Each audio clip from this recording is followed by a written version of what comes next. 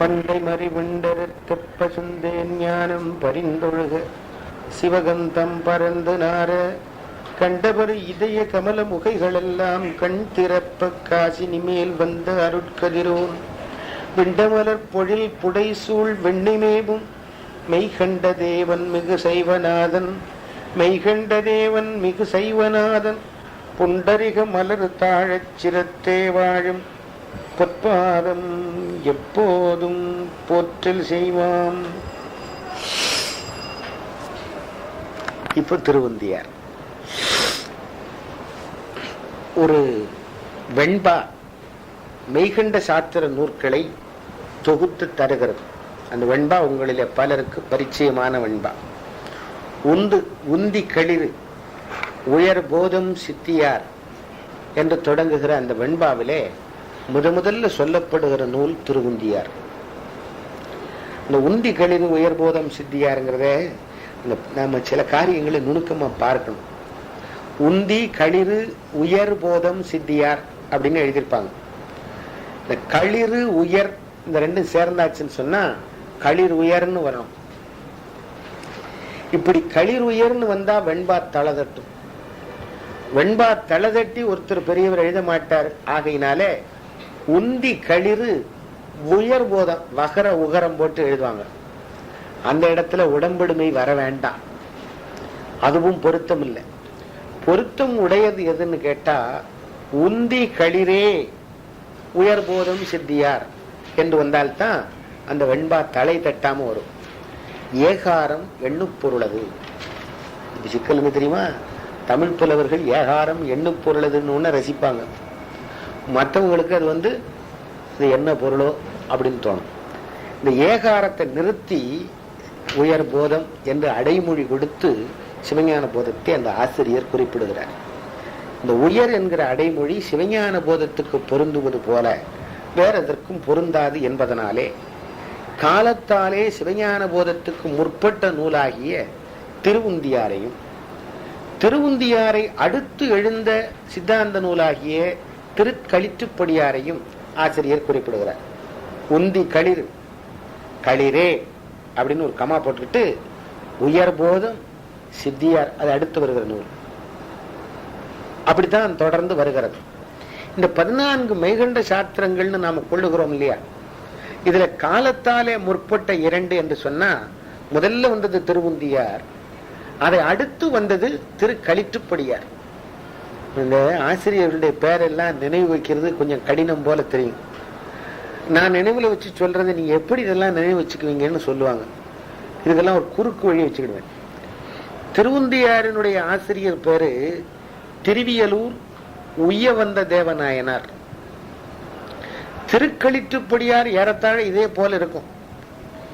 ஆனா யாப்பு வெண்பா யாப்புல அமைந்திருக்கும். இதை விட கூட அதிகமான பாடல்களை 100 பாடல்கள் வரைக்கும் கொண்ட நூல் திருக்களிற்றுப்படியார். இதுல வருகிற பெரும்பாலான சொற்களை அவர் எடுத்து ஆளுவார், இன்னும் கொஞ்சம் விளக்கம் தருவார். அந்த நூலும் திருக்கடவூர் உய்ய வந்த தேவநாயனார். அப்ப எந்த நூலை திருக்கடவூர்காரர் செய்தாரு, எந்த நூலை திருவியலூர்காரர் செய்தாரு, சிக்கல் வருது இல்ல. ஒரு சின்ன குறுக்கு வழி சொல்லி விடுங்க. உந்தியார் வகர உடம்படும் மையோட தானே எழுதுறோம். திரு உந்தியார் தானே எழுதுறோம். திருவியலூர் களிற்றுப்படியார் கடவுர் முடிஞ்சு வச்சா. கானாவுக்கு கானா, வானாவுக்கு வானா. திருவியலூர் உய்ய வந்த தேவநாயனார் திருவுந்தியார், திருக்கடவூர் உய்ய வந்த தேவநாயனார் திருக்களிற்றுப்படியார் முடிஞ்சு போச்சு. இப்படி குறுக்கு வழியில நினைவு வச்சுக்கிறது சில காரியங்களை. இந்த உந்தியாரனுடைய ஆசிரியர் திருவியலூரில் சஞ்சாரம் செய்து கொண்டிருந்தவர் என்று பழைய உரையாசிரியர் குறிப்பிடுகிறார். நல்லா நினைவு வச்சுக்கணும். திருவியலூரில் பிறந்தவர்னு சொல்லல.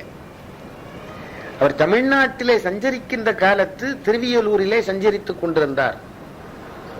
இந்த உய்ய வந்த தேவநாயனார் தான் கற்ற மெய்நூல் கருத்துக்களை எல்லாம் ஒரு நல்ல மாணாக்கனுக்கு அறிவுறுத்த வேண்டும் என்று கருதி ஆள வந்த தேவநாயனார் என்ற ஒருவருக்கு இதை அறிவுறுத்துகிறார். இந்த உய்ய வந்த தேவநாயனார், இந்த உய்ய வந்த அப்படிங்கிறது உய்யவல்லானுக்கே உந்தி வரன்னு திருவாசகத்தில் வரும். இந்த உய்யவல்லான் உய்வதற்கு வல்லவன், உய்விக்க வல்லவன். ஆகையினால அந்த சொல்லாட்சியை வைத்துக் கொண்டு இந்த ஆசிரியருக்கு பெயர் தந்திருக்கிறார் என்று கருதலாம். நல்ல அழகான தமிழ் சொற்றொடர்கள் நம்முடைய பழைய இலக்கியங்களிலே அருளாளர்கள் சொற்களிலே பயின்று வந்தால் அவற்றை நம்முடைய பெரியவர்கள் தங்களுடைய குழந்தைகளுக்கு பெயராக இட்டு மகிழ்ந்த காலம் ஒன்று உண்டு. அப்படி இட்டு மகிழ்ந்ததனாலேதான் திருவதிகை மனவாசகம் கடந்தார் என்ற திருப்பெயர் நிலவலாயிற்று.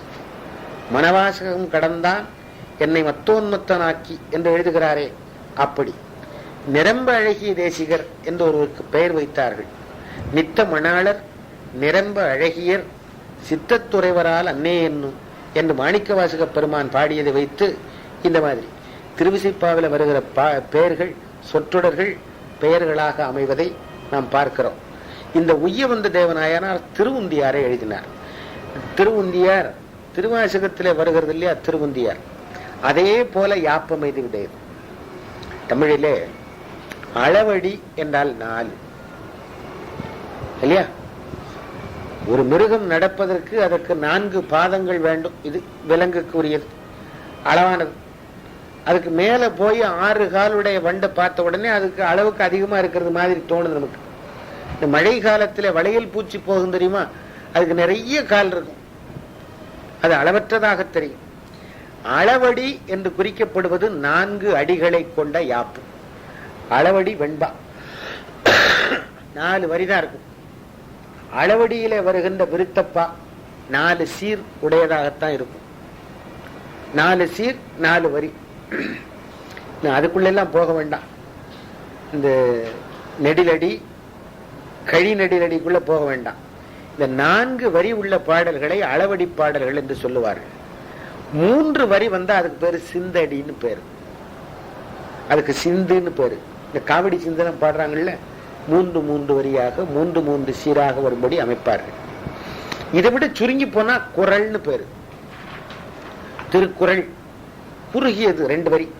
ஆகையினால ஓரடி மேல் வைப்பு ஈரடி மேல் வைப்பு என்பதெல்லாம் பின்னாலே தொடுத்து வருகிற பாடல்களுக்கு வைக்கப்பட்ட பெயர்கள். இந்த உந்தியார் சிந்தடிகளை கொண்ட 3 வரிகளை கொண்ட பாட்டு. இந்த சிந்தடியில் அமைந்த பாடல்கள் பெரும்பாலும் பாடுவதற்கு இயைபுடைய பாடல்கள், பண்ணோடு பாடுவதற்கு இயைபுடைய பாடல்கள். அது மட்டுமில்லை, ரொம்ப எளிதா மனசுல வச்சுக்கிறாப்புல ஒரு வரி, அப்புறம் இன்னொரு வரி, அப்புறம் 3வது வரி. இந்த 2 வரியிலும் கேள்வியும் 3வது வரியில பதிலும் வருவதை போல மாணிக்கவாசக பெருமான் அமைத்து காட்டுவார். இந்த உந்தியும் அப்படித்தான். இதுக்கு பல வகையாக பொருள் கொள்ளுகிறார். மகளிர் விளையாட்டுகளிலே இது ஒன்று. அது எப்படி விளையாடுவாங்கன்னு கேட்டா, தண்டபாணி தேசிகர் தன்னுடைய விரிவான திருவாசக உரையிலே 2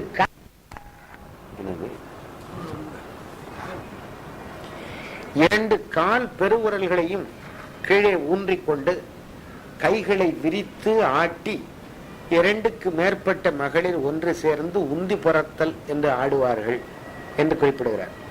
எப்படி மாணிக்கவாசக சுவாமிகள் திருவுந்தியார் எழுதினாரோ அது மாதிரி இந்த உந்தி புறத்தலை பற்றி ஆழ்வாரும் பெரியாழ்வாரும் பாடுகிறார். ஆக இது தமிழ்நாட்டிலே பரவலாக இருந்த ஒரு விளையாட்டு. அம்மானைன்னு ஒரு விளையாட்டு. அந்த அம்மானைங்கிறது இப்ப மறந்து போனாலும் நெல்லை மாவட்டத்துல கழிச்சு விளையாடுறதுன்னு ஒண்ணு இருக்கு தெரியுமா? கழங்காடுதல் என்ற பெயரை பெறுவது. அதோடு ஒத்தது அம்மனை ஆடுதல். இப்ப பந்தாடுதல் எல்லாரும் ஆடுதாங்க. ஒரு காலத்துல தமிழ்நாட்டில் பந்தாடுவது பெண்டிற்குரிய விளையாட்டு. ஆக இந்த உந்தியார் என்பது மகளிர் சேர்ந்து ஆடுகின்ற ஒரு விளையாட்டு. 2 அடிகளை ஒருவர் தொடுப்பதும் 3வது அடியை மற்றொரு பெண் பதில் சொல்லுவதுமாக அமைத்து பாடுகிறார் மாணிக்கவாசகர். இதுல அதே போல உந்தி பறத்தல், காலை உந்தி எழுந்து நின்று கைகளை பறக்க விட்டு ஆடுகின்ற ஆட்டம். இது எதுக்காக இப்படி அமைக்கிறாங்கன்னு கேட்டீங்கன்னா, பெரிய விஷயங்களையும் எளிமையாக சொல்ல முடியும்னு அவங்க நம்பினாங்க. இப்ப நம்ம தலைமுறை என்ன நினைச்சிட்டு இருக்கு தெரியுமா? எளிய விஷயங்களையும் உங்களுக்கு விளங்காம சொன்னாதான் நீங்க அதை ஏற்றுக்கிடுவீங்கன்னு நினைக்கிறாங்க. வக்கீல்கிட்ட போங்க, டாக்டர்கிட்ட போங்க, அவர் பேசுறதோ எழுதி தரதோ உங்களுக்கு விளங்காது, ஒண்ணுமே கிடையாது. நீங்க சொல்றதான் எழுதியிருப்பாரு, ஆனா வேற வார்த்தையில் எழுதுவார். காய்ச்சல் அப்படின்னு நம்ம சொன்னா, காய்ச்சல்னால ஒரு குழந்தைக்கு இழுப்பு வந்ததுன்னு கொண்டு போனோம்னு வைங்க, ஃபெப்ரைல் ஃபிட்ஸ்னு எழுதுவார். இன்னும் கிடையாது, காய்ச்சல்னால இழுப்பு. அது நமக்கு விளங்கிடப்படாது. நமக்கு விளங்காம இருக்க வரைக்கும் தான் அவனுக்கு வருமானம். ஆமா, இல்லைன்னா அவன் தேடி போக மாட்டோமே. வக்கீல்கிட்ட போனா அப்போ ஒரு அபிடவிட் போட்டுருவோம் பாரு. அவரு அந்த அபிடவிட் ரிட்டு இப்படி சொல்லலைன்னு சொன்னா அவருக்கு நம்ம காசு கொடுக்க மாட்டோம். ஆகவே தனக்கு தெரிந்தது ஏதோ பெரிது புதிதுன்னு மாதிரி அவங்க பேசிட்டு இருக்கணும். அப்படி ஒரு பழக்கம். ஆனா இந்த அருளாளர்கள் காலத்துல சாதாரண இளஞ்சிறுமிகள் கூடி விளையாடுகிற விளையாட்டை போல இதை சொல்லி விடுவோம். மறக்காதில்லை. இளமையின் கல்வி சிலையில் எழுத்து. அதனால சின்ன பிள்ளையா இருக்கும் போதே சொல்லி கொடுத்துட்டோம்னு சொன்னா அந்த பிள்ளைகள் அதை பாராம படிச்சுக்கிடும். பொருள் விளங்கி படிக்கும்னு சொல்ல முடியாது. அந்த பொருளை அப்ப புரிந்து கொள்ளுகிற வயசு இல்லை. ஆனா படித்து கொண்டா பின்னால ஒரு முறை அதை நினைத்து பார்க்கிற பொழுது பொருளோடு சேர்ந்து விளங்கி கொள்ளுகிற பருவம் வரும்போது அப்பதான் விளங்கும். நான் இன்னொன்னு சொல்றேன், ஒவ்வொரு வயதுக்கு ஒவ்வொரு பொருள் வரும் இல்லையா? நம்முடைய மனம் எவ்வளவு விரிவடைகிறதோ அவ்வளவுக்கு அவ்வளவுதான் அந்த பாடலுடைய பொருள் நமக்கு அடப்பாவி இதையா சொல்லியிருக்கிறாரு அப்படின்னு கேட்க தோன்றும். நம்முடைய மனத்தின் கொள்ளளவு தான் அவர்கள் தருகிறது. ஔவையார் பாட்டு ஒண்ணு உண்டு. கடற்கரையை போய் தண்ணீரை சேந்தி கொண்டு வர வேண்டும் என்று போனா, ஆழ அமுக்கி முகந்தாலும் நாழி முகவாது நானாழி. நாடி நாழியத்தான் முகக்கும், அதுக்கு மேல ஏது உண்டு? அப்படி கிடையாது. இது போல பாணன் புகழ்க்கில்லை வாழ்த்துவார் நான் இல்லைன்னு பாடுவான் தனிப்பாடல் ஆசிரியர் ஒருத்தன். கேட்கிறவனுடைய உள்ள பாங்கு, அவனுடைய உள்ள வளர்ச்சி, அதனுடைய திறமையை பொறுத்து தான் சொல்லுகிறவர்களுடைய சொல்லை ஏற்றுக்கொள்ள முடியும். சிறுமியருக்கு விளையாடுகிற விளையாட்டை போலவே திருவுந்தியார் ஆசிரியர் தருகிறார் என்றாலும் அதை வாங்கி மனப்பக்குவத்துக்கு ஏற்ற பொருளை நம்மாலே புரிந்து கொள்ள முடியும். 10 ஆண்டு கழித்து ஒரு பாடலை பாருங்கள். இன்னைக்கு ஒரு பாடலை படிச்சுட்டு 10 ஆண்டு கழித்து படித்தா அடே அதையெல்லாம் மனதில் வைத்தல்லவா இதை குறிப்பிட்டிருக்கிறார்கள் தோன்றும். வளர்ச்சி பாட்டில் இல்ல, வளர்ச்சி நம்மிடத்துல இருக்கிறது. அப்ப இளமையிலேயே இன்னைக்கு நினைச்சு பார்க்கலாம். இதுல இருந்து இன்னும் போறதை விட அவன் சொல்லு ஒரு பொருத்தம். இன்னும் 10 வருஷம் காத்திருந்துல அதை கண்டுபிடிக்கணும். ஆகையினால இன்னும் 10 ஆண்டுகளுக்கு முன்னால படித்த பாட்டை இப்ப திரும்பி எடுத்து படிக்கணும். அப்படி படித்தா இப்ப நம்முடைய மன வளர்ச்சிக்கு ஏற்ற பொருள் வளம் கிடைக்கும்.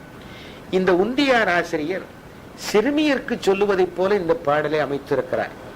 இவருடைய வரலாறு நமக்கு எந்த பெரியவருடைய வரலாறும் அது எழுதி வைக்கப்பட்டு வருங்காலத்துக்கென்று சேமித்து வைக்கப்படுவதில்லை. தமிழ்நாட்டில் ஒரு பெரிய சிறப்பு. நாம் இப்ப நினைச்சு பார்க்கிறோம் தெரியுமா? சில தலைவர்களை ஒரு நாள் மட்டும் நினைக்கிறோம், மறுநாள் மறந்துடுறோம். நேற்று ரேடியோவை திருப்பினீங்கன்னு சொன்னா ஒரு 365 தடவை ஒருத்தருடைய பேரை சொல்லியிருப்பான். இன்னைக்கு ஒரு முறை சொல்லி விட்டுருவான். நேற்று இன்னாருடைய பிறந்த நாள் நாடெங்கிலும் கொண்டாடப்பட்டதுன்னு சொல்லி விட்டுருவான். நாளைக்கு பேரே சொல்ல மாட்டான். இனிமே அடுத்த வருஷம் இதே தேதி வரும்போதுதான் மீண்டும் இவருடைய பேரை நினைவுபடுத்தும். இதுதான் கதி. இதை தெரிந்துதான் நம்முடைய பெரியவர்கள் தங்களுடைய வரலாறுகளை விட்டு செல்லவில்லை. மற்றவர்கள் தேர்ந்தெடுத்து பாதுகாத்து வைத்ததுதான் கிடைக்கிறதே தவிர, மாதவ சிவஞான முனிவர் 200 ஆண்டுகளுக்கு முன்னாலே இருந்தவர். அவருடைய வாழ்க்கை நிகழ்ச்சியை நேற்று காலையில ஒரு நண்பர் வந்து என்னிடத்துல கேட்டார். அவருடைய வரலாற்றை சொல்லுன்னு கேட்டார். 1-2 நிகழ்ச்சிகள் தான் தெரியும், அதை மட்டும் தான் சொன்னேன். எந்த வருஷம் பிறந்தார், எந்த வருஷம் திருவாவடுதுறைக்கு போனார், எந்த வருஷம் சிவஞான மாபாடியத்தை எழுதினாரு, எந்த வருஷம் சிற்றூரை எழுதினாரு, எந்த வருஷம் திருப்பாதிரி புலியூருக்கு போனாரு, எந்த வருஷம் காஞ்சிபுரத்துக்கு போனாரு, உன்னால சொல்ல முடியுமான்னாரு. ஒன்னு சொல்ல முடியும் என்னால. விசுவாவசு வருடம் சித்திரை திங்கள் ஆயிலிய நாளில் அவர் பேரின்ப வடிவெய்தி இறைவன் திருவடியிலே கலந்தார். அது மட்டும்தான் சொல்ல முடியும். ஏன்னா அதை பற்றி பாட்டு எழுதி வச்சிருக்கான். மண்ணு விசுவாவச வருடம் சித்திரை ஆயிலிய நன்னாளில் திருவாளன் எங்கோன் திருமேனி நீங்கும் தினம்னு எழுதி வச்சிருக்கான். அவ்வளவுதான். அப்ப அதை வச்சு கணக்கு பார்த்தா 1785 கணக்கு பார்க்க முடியுது. இது தவிர வேற எதுவும் தெரியாது. ஏன்னா அவங்க தங்களை பற்றி தெரிவித்துக் கொள்ள விரும்பவில்லை. அது ஒரு பெரிய காரியம் என்றே கருதவில்லை. எல்லாம் இறைவனுடைய திருவுளப்பாங்கின்படி நடக்கிறது. நான் அதற்கு அதிகாரி இல்லை என்றவர்கள் கருதியதனாலே தங்களுடைய வாழ்க்கையை மற்றவர்களுக்கு சொல்ல வேண்டும் என்றவர்கள் கருதவில்லை. இந்த திருவியலூர் உய்ய வந்த தேவநாயனாரே எப்படி தெரிந்துகிட்டோம்னு கேளுங்க. இவருக்கு அடுத்தாலே இவருக்கு ஒரு மாணவர், அவருக்கு ஆளவந்தார் என்று பெயர், ஆளவந்த தேவர் என்று பெயர். அவருக்கு இவர் இந்த நூலை செய்து அவரிடத்திலே இந்த நூலை பயிற்றுவித்து இவர் திருமேனி நீங்கினார், இறைவனுடைய திருவடி நிழலிலே சேர்ந்தார். அவர் என்ன செய்தாரு, இந்த நூலை பயிற்றுவிக்கிறதுக்கு இன்னொரு மாணவனை தேடிக்கொண்டு சென்றார்.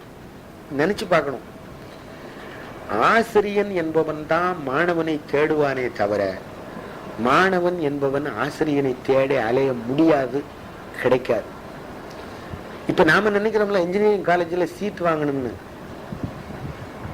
எவ்வளவு கொடுக்கணும்னு தெரியும் நமக்கு இல்லையா, எவ்வளவு கொடுத்தா எவ்வளவு வரும் அப்படிங்கிறது தெரியும். ஒரு 2 வாரத்துக்கு முன்னால கூட ஒரு சின்ன துணுக்கு படிச்சீங்க. ஆகும், ஆசிரியர் பையனை மாணவனை அடிக்கிறார். மாணவன் பதில் சொல்றான் ஆசிரியர் இடத்துல, சார் கையெல்லாம் நீட்டப்படாது, சீட்டு வாங்குறதுக்கு 3000 ரூபாய் கொடுத்தாக்கும் சேர்ந்திருக்கேன், என் மேல கை வைக்காதீங்க அப்படின்னு ஆசிரியர்கிட்ட மாணவன் சொல்றான். ஆசிரியர் சொல்றாரு, நீ 3000 கொடுத்தானடா சீட்டு வாங்கின, நான் 10,000 கொடுத்து இந்த வேலை வாங்கியிருக்கேன், ஆகினால நான் உன்னை அடிப்பேன் அப்படிங்காரு. இது போல அன்றைய நிலை இல்லை. யார் ஒருவர் ஞானத்தை சேர்த்து அந்த ஞானத்திலே திளைத்து கொண்டிருக்கிறாரோ அந்த அருளாளருக்கு தான் கற்ற கல்வியை, யான் பெற்ற பேர் பெருகையும் வையகம், யாரிடத்திலாவது ஒப்படைத்து செல்ல வேண்டும். உலகியல் பொருள்களை விட்டு நீங்குவதற்கு நம்மாலே முடியவில்லை. ஆனா அவர்கள் அப்படி இல்லை, அதை விட்டு நீங்கினவங்க. பெற்ற ஞானத்தை தகுந்த ஒரு சத்பாத்திரத்திடையே ஒப்படைக்க வேண்டுமேங்கிற கவலையோட அலைவாமன். அப்படித்தான் தேடி தேடி பார்த்து மாணவர்கள், ஒரு நல்ல மாணவன் கிடைச்சிட்டா அந்த அருளாளனுக்கு வருகிற மகிழ்ச்சிக்கு எல்லையே இல்லை. கமல ஞான பிரகாசருக்கு ஒரு குருஞான சம்பந்தர் கிடைத்தார்னு சொன்னா அவருக்கு அது போதும், வேற ஒண்ணுமே வேண்டாம். இவளையும் படி ஐயா, நீங்க 80 வயசு 70 வயசு ஆன கற்று ஆய்ந்து அடங்கிய பெரியவர்களை வீட்டுல போய் சந்திச்சு பாருங்க. நான் விளையாட்டுக்கு சொல்லலை, நான் உணர்ந்திருக்கிறேன். நான் 17 வயசு 18 வயசா இருக்கும் போது தமிழ் இலக்கியத்திலே தோய்ந்த புலமையுடைய 1-2 பேரோடு பழகிற வாய்ப்பு இருக்கு. பக்கத்துல உட்கார வச்சுக்கிட்டு குறுந்தொகை பாட்டை சொல்லிக்கிட்டு இருப்பாரு. எனக்கு குறுந்தொகையும் விளங்காது, நெடுந்தொகையும் விளங்காது. 14 வயசு 15 வயசுல என்ன புரிஞ்சுக்கிட முடியும்?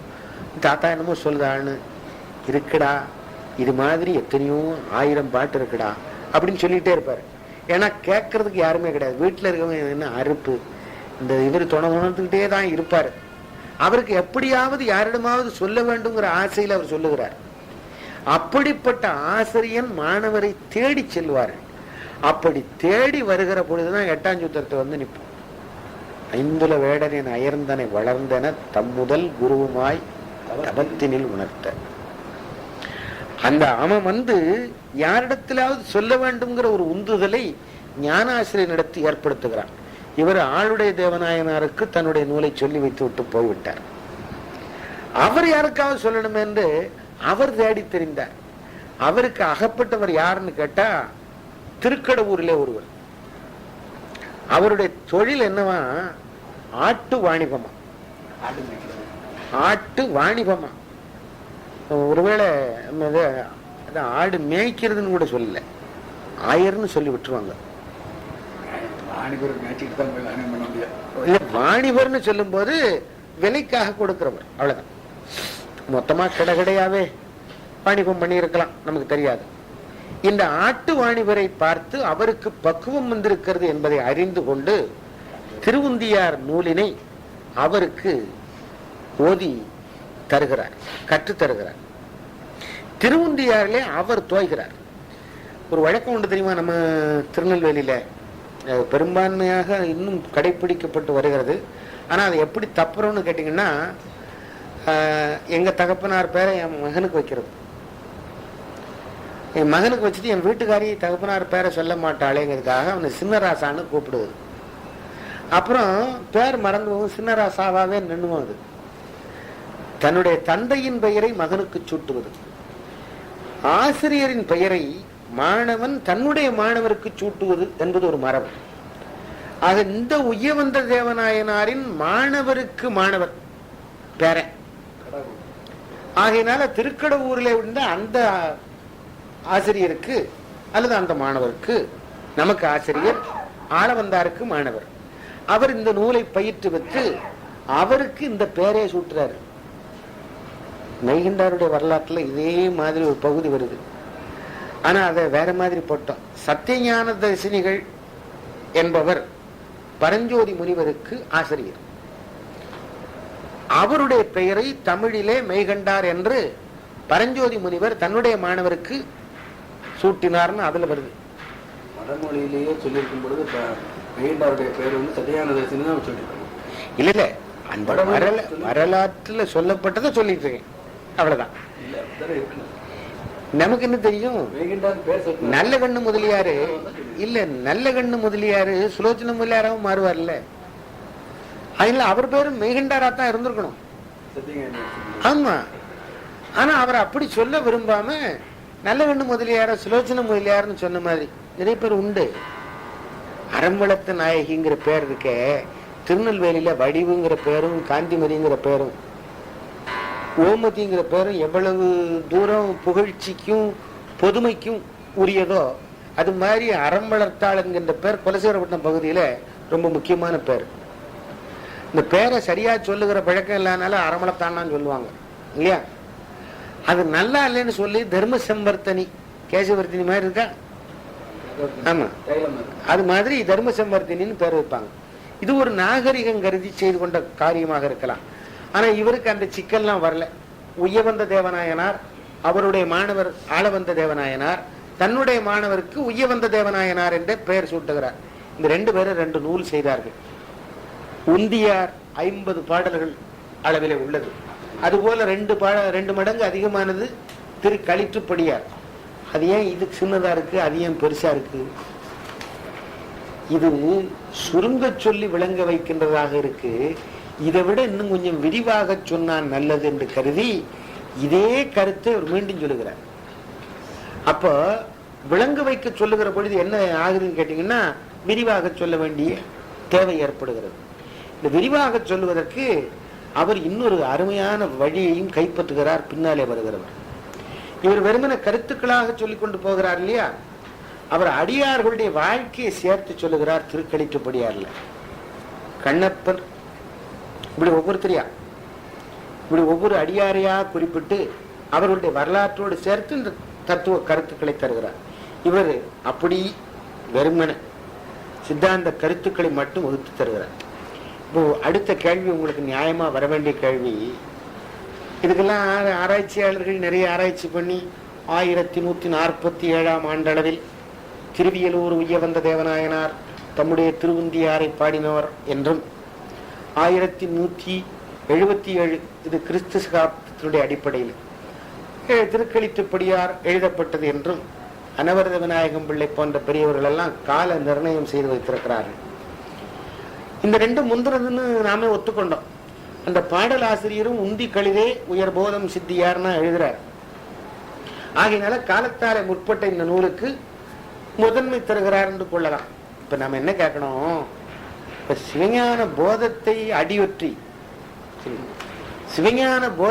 அடியொற்றி செய்யப்பட்ட மற்ற நூல்களுக்கு மெய்கண்ட சாத்திரம் என்று பெயர் இல்லையா? அவருக்கு முன்னால செய்ததுக்கு மெய்கண்ட சாத்திரம் ஏன் பேரு? மெய்கண்ட சாத்திரம் என்று பெயரானால் திருவுந்தியாரும் திருக்களிற்றுப்படியாரும் இதனால காலத்துக்கு முற்பட்ட நூல்கள். அப்போ உந்தி சாத்திரம்ல சொல்லிருக்கணும், அல்லது திருக்களிற்றுப்படி சாத்திரம்ல சொல்லிருக்கணும். மெய்கண்ட சாத்திரம்னு ஏன் பேருன்னு கேட்டா, வகைப்படுத்தி தொகுத்து அருமையாக அருளி செய்தவர் மெய்கண்ட தேவநாயனார்.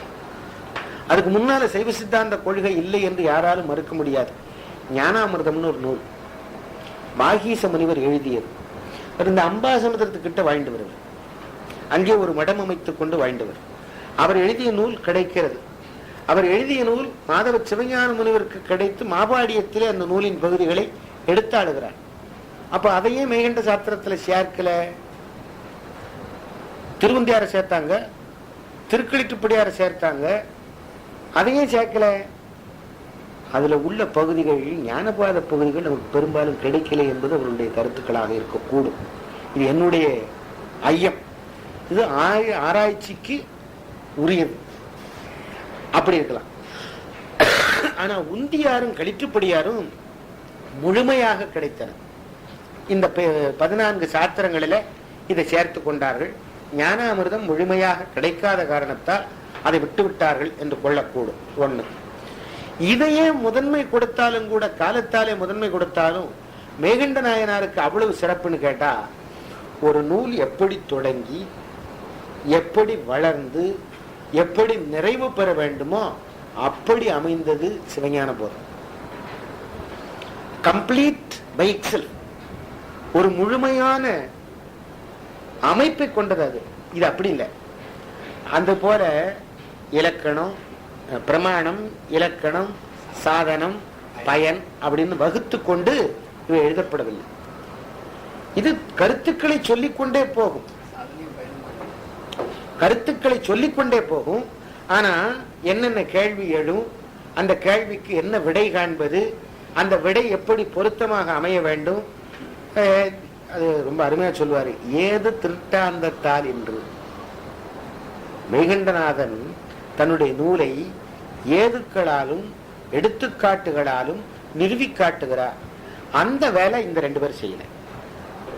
தங்களுடைய கருத்துக்களை நூலாக படைத்தார். அவர் அப்படி இல்லை. எந்த தத்துவவாதி எந்த கேள்வி கேட்டாலும் அவனுக்கு பதில் அவன் அடிப்படையிலேயே சொல்லுகிற முறையிலே சிவஞான போதத்தை மெய்கண்ட தேவநாயனார் அருளி செய்திருக்கார். ஆகினாலே அது தலைமை நூலாகிறது. காலத்தாலே பிற்பட்டதாக இருந்தாலும் தலைமை நூலாக அது விளங்குகிறது. இந்த திருவுந்தியாருக்கும் திருக்களிற்றுப்படியாருக்கும் நெருங்கிய தொடர்பு இருக்கு. சொல்ல போனா திருவுந்தியாருக்கு உரை திருக்களிற்றுப்படியார்.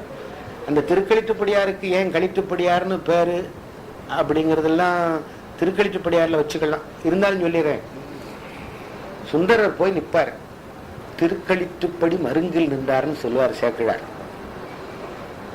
திருக்களிற்றுப்படி மருங்கு அப்படின்னு சொல்லுவார்.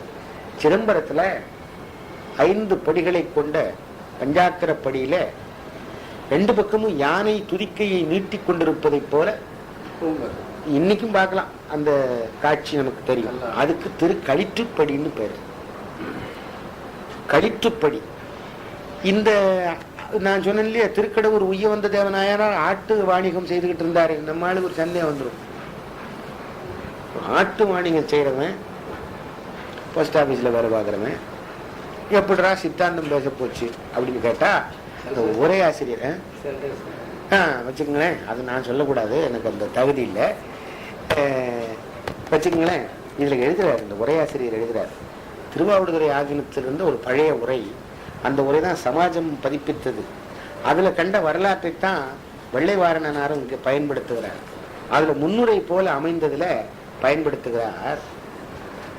சற்றே பக்குவமுடைய சிலர் இந்த சந்தேகம் வந்த உடனே வேண்டான்னு தள்ளிரல. கொஞ்சம் பக்குவ நிலை உடையவர்கள் என்ன செய்யறாங்க, சரி அவர் பண்றது ஆட்டு வாணிபம், ஆனா அவருடைய நூல் ஏற்புடையதா இல்லையான்னு தெரியணும்னு சொன்னா தில்லையிலே போய் எம்பெருமானுடைய திருவடியிலே இதை வச்சிருவோம், என்ன நடக்குன்னு பார்ப்போம்னு சொல்லி அந்த திருக்களிற்றுப்படி மருங்கிலே கொண்டு இந்த நூலை வைத்தார்கள்.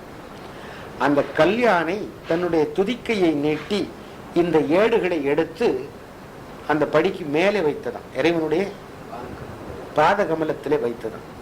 ஆகவே இது ஏற்றுக்கொள்ளக்கூடிய நூல் என்று ஏற்றுக்கொண்டார்கள் என்பது வழி வழியாக வருகின்ற வரலாற்று செய்தி.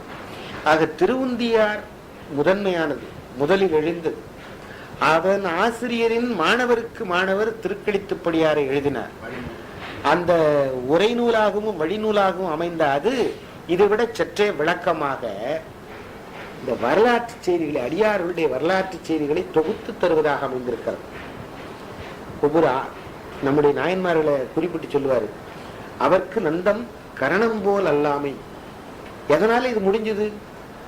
ஆண்பனையை பெண்பனையாக்கவும் முதலை உண்ட பாலனை அழைத்ததும் எப்படி வந்தது? அவர்கள் கரணம் நம்முடைய கரணங்களைப் போல அல்ல. குமரகுருபர் அடிகள் நல்லா சொல்வாரு, திரிகரணம் அப்படின்னு பேர் இல்லையா, முக்கரணங்கள் தானே. இந்த திரிகரணம் திரிந்து போகிற கரணங்களாக, ஒன்றை இன்னொன்றாக மாற்றுகிற திரிந்து போகிற கரணங்களாக இருந்தது. திரிகரணம்ங்கிற பேர் எனக்கு பொருத்தம் தான் சொல்வார். அதுபோல அவர்க்கு நந்தம் கரணம் போல் அல்லாமையால் இது நடந்தது என்று அடியார்கள் வரலாற்றையும் சேர்த்து சித்தாந்தத்தையும் சேர்த்து தருகிறது. ஒரு செய்தி சொல்லணும். ஒரு செய்தி சொல்லணும். இந்த ஆசிரியர் நாயன்மார்களுடைய வரலாற்றை திருக்களித்துப்படியாரில் தருகிறார்.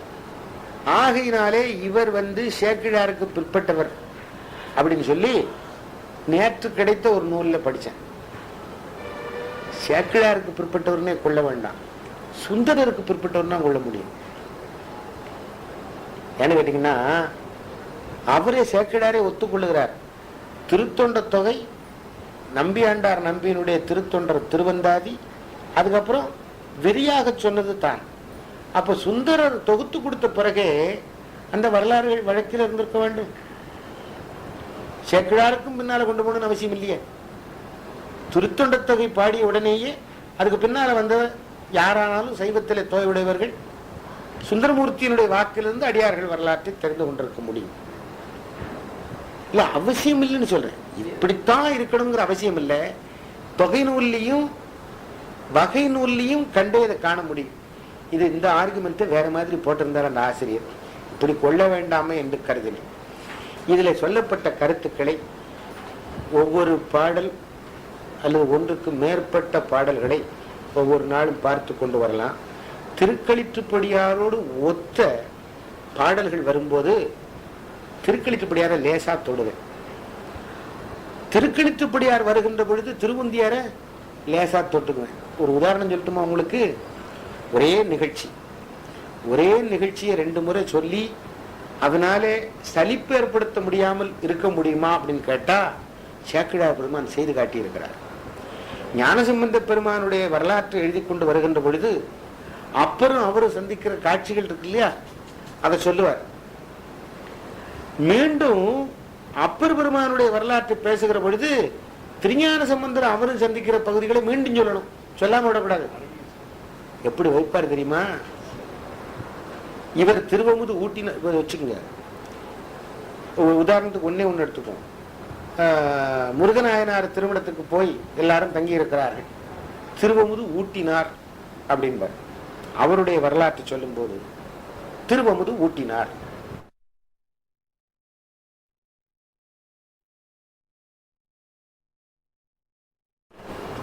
இது நான் ஒண்ணு மட்டும் உதாரணத்துக்கு சொல்றேன். அப்பரடிகளுடைய வரலாற்றையும் ஞானசம்பந்தர் வரலாற்றிலையும் கூட அவருடைய பாயிண்ட் ஆஃப் வியூல இருந்து இது, இவருடைய பாயிண்ட் ஆஃப் வியூல இருந்து அது, அப்படி சொல்லியாச்சுன்னு சொன்னா அந்த இடத்துல சலிப்பு தட்ட வேண்டிய தேவை இல்லை. ஆகினால அந்த மாதிரி வைத்துக் கொள்ளுவோம். மீளவும் சொல்லிக்கிட்டே இருந்தா தான் சலிப்பு தட்டும். ஆனா மீளவும் சொல்லுவதிலே கூட ஒரு நன்மை உண்டு. 10 தடவை ஒரு பாட்டை சொன்னா அது மனப்பாடம் ஆகிறது. மனப்பாடம் ஆகிவிட்டது சொன்னா ராத்திரி தூக்கம் வராம விழித்தெழுந்த உடனே பாட்டை நினைவுபடுத்தி அதனுடைய இனிமையை மீண்டும் உணர முடிகிறது. ஆக அதிலேயே தோய்கிற பொழுது அதுல புதிய சிந்தனைகளும் புதிய உணர்வுகளும் கிடைப்பதற்கு அது வாயிலாகிறது. ஆகையினால திருப்ப சொல்றதுனால தப்பு இல்லை. அதனாலதான் ஒவ்வொரு பாடல்லையும் இறைவனுடைய பெருமைகளை மீட்டும் சொல்லி மகிழ்ந்தார்கள் நம்முடைய பெரியவர்கள். நூல் தொடங்குவதற்காக ஒரே ஒரு பாடலை மட்டும் படித்து அது பற்றி சில சிந்தனைகளை நினைவுபடுத்திக் கொண்டு நிறைவு செய்யலாம் என்று கருதுகிறேன். அகலமாய் யாரும் அறிவறிது அப்பொருள் சகலமாய் வந்ததென்று உந்தி பெற தானாக தந்ததென்று உந்தி பெற. இது திருவுந்தியாரின் முதல் பாட்டு. திருவாசகத்தை பல முறை பயின்ற உங்களுக்கு தெரியாதது ஒண்ணுமே கிடையாது. அந்த உந்தியார நினைவில் வச்சுக்கிட்டா போதும் இல்லையா? தச்சு விடுத்தலும் தாமடி இட்டலும் அச்சு முறிந்ததென்று உந்தி பெற. அது போலவே அமைந்திருக்கு. அந்த இசையிலேயே பாட முடியும். களம் ரொம்ப எளிதானது இல்லையா? களம்ங்கிறது நிலம். ஒரு களம் அமைத்துக் கொண்டோம் அப்படின்னு சொன்னா என்ன அர்த்தம்? போர்க்களம் அப்படின்னு வச்சுக்கலாம். இது விளையாடுகின்ற இடத்தையும் களம் என்று சொல்ல வேண்டும் இல்லையா? அது இன்னைக்கு கூட இந்த இதுக்கு பழக்கத்தில் வந்துட்டு கள தட விளையாட்டுக்கள் அப்படின்னு சொல்லி ட்ராக் அண்ட் ஃபீல்ட் ஈவெண்ட்ஸுங்கிறத கள தட விளையாட்டுக்கள். இறைவனுக்கு ஒரு வடிவம் கிடையாது. அவன் அகலமாய் நிற்கிறவன், களம் இல்லாதவன். களம்னால என்னது? அரங்கின்றி வட்டாடியத்தே நிரம்பிய நூலின்றி கோட்டிகளுள் வள்ளுவர். அதுதான் களம். ஒரு எல்லை, ஒரு வரையறை. கிரிக்கெட் ஃபீல்டுன்னா இவ்வளவுதானே, ஃபுட்பால் ஃபீல்டுன்னா இவ்வளவுதானே, பேட்மிண்டன் கிரவுண்டுன்னா இவ்வளவுதானே. அதுக்கெல்லாம் எல்லை உண்டு. அவன் அந்த எல்லைக்கு அப்பாற்பட்டவன், அந்த எல்லையெல்லாம் கடந்து நிற்கிறவன். சிவப்பா இருப்பாரு, ஒல்லியா இருப்பாரு, கண்ணாடி போட்டிருப்பாரு அப்படின்லாம் சிலதை அடையாளம் சொல்ல முடியும். அது சகலம். ஒரு எல்லைக்கு உட்பட்டவர். கருப்பு இல்லை, கிராப்பத்துல சுருட்டு தலையா இருக்குமே அப்படின்னா வழுக்கத்தலை இல்லை. இப்படி பார்க்கிறோம்ல, இறைவன் அப்படி சொல்ல முடியுமா? அகலமாய் நின்ற பொருள் அவன். எல்லைக்கு அப்பாற்பட்டு வரம்புக்கு உட்படாதவனாக இருக்கிறவன். இத்தன்மையன் என்று அறிவிக்க உண்ணாதவன். இத்தன்மையன் என்று சொல்ல முடியாதுங்கிறது அப்பரடிகளை விட வேறு யாரும் சொல்ல முடியாது. இப்படியன், இந்நிறத்தன், இவ்வண்ணத்தன், நிறத்தன், வண்ணத்தன் என்ன சொல்றது? இல்ல, நிறமும் வண்ணமும் ஒண்ணு இல்லை. இல்ல, வர்ணத்தை வண்ணம்னு சொல்லிட்டு இருக்கோம். இன்னைக்கு இந்த நாகர்கோயில் இருக்காங்க பாத்தீங்களா, நாஞ்சி நாட்டு சம்பந்தம் உள்ளவங்களுக்கு, அவங்களுக்கு தான் எவ்வளவு வண்ணம், இவ்வளவு வண்ணம் இருக்கும் அப்படின்னு சொல்லுவோம் இல்லையா? இந்நிறத்தன், இவ்வண்ணத்தன், இவன் இறைவன் என்று எழுதி காட்டோனாதேன்னு அவர் சொல்லுவார். அப்படி அகலமாக நிற்கிற பொருள் அறிவறிது இல்லையா? நமக்கு காம்ப்ரிஹென்சிபிளா இருக்கணும்னு சொன்னா நமக்கு உள்ள அடங்கினது இல்லையா? பாவநாசத்துக்கு போங்க, பொதிகை அடியை கடந்து அது பக்கத்துல போய் நின்றுகிட்டு மேற்கு தொடர்ச்சி மலையை பார்க்கணும்னா ஒரு பாறை தான் தெரியும். அதனுடைய அடிவாரத்துல இருந்து பார்த்தா மேற்கு தொடர்ச்சி மலை தெரியாது உங்களுக்கு. அங்க நீட்டிக்கிட்டு இருக்கிற ஒரு பாறை தெரியும். இதான் மேற்கு தொடர்ச்சி மலையான்னா 10 மைல் தள்ளி வரணும். அல்லது சேர்மாதேவில் நின்று பார்த்தா அதனுடைய முகடு தெரியும். அப்பவும் தெளிவா தெரியாது, ஒரு அவுட்லைன் தானே தெரியும். ஆனா அதுவும் களம் உடையது. மேற்கு தொடர்ச்சி மலையும் சகலம். ஆனா இறைவன் அகலம் ஆகையினாலே எல்லைக்கு அப்பாற்பட்டவன், அறிவறிது. உண்மைதானே? கையில ஒரு உலக்கையை பற்றி கொள்ளலாம், நடப்பதற்காக கைத்தடியை பற்றி கொள்ளலாம். திருமல் நாயக்கர் தூணை தூக்கி நம்மளால பற்றி கொள்ள முடியுமா? நம்முடைய கிராஸ்புக்குள்ளே அடங்காத இல்லையா? இப்படித்தான் இருக்கும் கையே. இப்படி வந்தால அதை கட்டிக்கொள்ள முடியும். ஆக அறிவறிதாகிய அப்பொருள் அகலமாய் நின்றது. அகலமாய் நின்று அறிவறித பொருள். அப்ப அது என்ன செய்யணும்? மேற்கு தொடர்ச்சி மலையை விட்டு விலகி போயிடலாம். இறைவனை விட்டு விலகி எங்க போறது? அவனுக்குள்ள நிக்கணும். அவனை விட்டு வெளியே போயிட்டு அவனை பார்த்துருவே அப்படின்னு சொல்ல முடியுமா? அவனுக்கு உள்ளே நின்றுதானே அவனை காணணும். எப்படிங்க காண்றது? எனக்கு புறம்பே காண முடியும், உள்ளே காண முடியாத. எனக்கு உள்ளே காண முடியும்னு சொன்னா எக்ஸ்ரே எடுக்க மாட்டேனே. இந்த இடத்துல ஹார்ட்டுக்கு பின்னால சின்னதா துவரம்பருப்பு அளவுக்கு ஒரு குரோத் இருக்குன்னு சொல்லுவேனே, அது முடியலையே என்னால. என் முதுகையே பார்க்க முடியலையே இல்லையா? அப்படிப்பட்ட இறைவன், உள்ளும் புறம்புமாய் நிற்கிற இறைவன், அகலமாய் நின்றவன், அறிவறிது. அவனாக இறங்கி அவனாக நம்முடைய கண்ணுக்கு அகப்படுபவனாக வந்தால் அன்றி அவன் நம்ம அறிந்து கொள்ள முடியாது. Something incomprehensible. அவன் நமக்காக வாரான். நமக்காக எப்படி இறங்கி வாரான்? எப்படி தாய் தன்னுடைய குழந்தைக்காக மழலை பேசுகிறாளோ, எப்படி தாய் தன்னுடைய குழந்தைக்காக மருந்து உண்கிறாளோ சரில்ல, அது போல அவன் திருமேனி தாங்கி வருகிறான், ஆசிரியனாக வருகிறான். ஆசிரிய தன்மை போன்று திருமேனி தாங்கி வருகிறான். ஒன்னு நினைவு வச்சுக்கணும், அவதாரம் என்பது சிவபெருமானுக்கு சொல்லுவதில்லை, சொல்லக்கூடாது. சொன்னாது சிவனை குறித்தது இல்லை, சிவனை பற்றி நிந்திப்பது ஆகும். சில பேர் சொல்லிட்டு இருக்காங்க, இன்னும் சில பேர் சொல்லிட்டு இருக்காங்க, இவர் சிவனுடைய அவதாரம். அது பெரிய அபராதம். அப்படி சொல்லுகிறவர்கள கேட்டு பொறுத்துட்டு கூடாது, வாய மூடுன்னு சொல்லணும் முதல்ல. அப்படி சொல்லுகிற உரைப்பு நமக்கு வேணும். அகலமாய் நின்று அறிவறிது அப்பொருள் சகலமாய் வந்தது. தானா வந்தது. நீ கூப்பிட்டு வரல, நீ கேட்டு வரல, தானாய் வந்தது. வான் பழித்து மண் புகுந்து மனிதரை ஆட்கொண்ட வள்ளல். திருவாசகத்தோட இதுக்கு சிறந்த உரை சொல்ல முடியாது. அது வேண்டாம்னு சொல்லி அவங்க வந்தான். ஐராவணம் ஏறாது ஆண் ஏர் ஏறி அப்படித்தான் வந்தான் திருவையாற்றுல. அது போல தானாக தந்தது, தன்னை இந்த உயிர்களுக்கு அருள் வடிவாக தந்தது என்று உந்தி பர. அகலமாய் யாரும் அறிவறித பொருள் சகலமாய் வந்ததென்று உந்தி பெற, தானாக தந்ததென்று உந்தி பெற என்பதோடு இன்றைக்கு நிறைவு செய்து கொண்டு அடுத்த வெள்ளிக்கிழமை இது மீண்டும் தொடரலாம் என்று கருதுகிறேன்.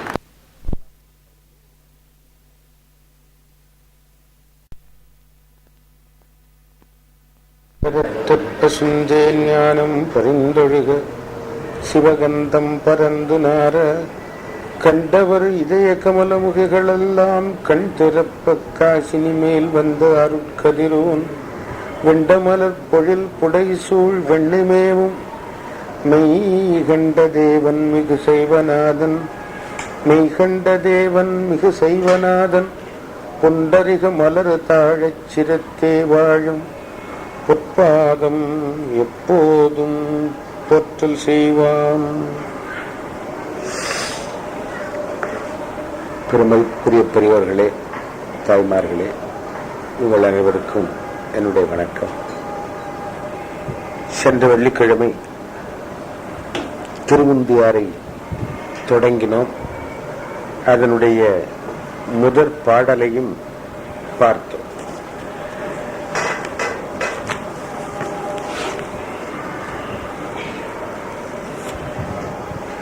அந்த பாடலை ஒரு முறை படித்துவிட்டு லேசா பார்த்துவிட்டு நிறுத்திவிட்டோம். இப்பொழுது அதை கொஞ்சம் ஆழமாக சிந்தித்து அதன் பிறகு தொடர்வோம் என்று கருதுகிறேன். பாடலை மீண்டும் நினைவுபடுத்துகிறேன். அகலமாய் யாரும் அறிவறிது அப்பொருள் சகலமாய் வந்ததென்று உந்தி பெற, தானாக தந்ததென்று உந்தி பெற என்பது அந்த பாடல்.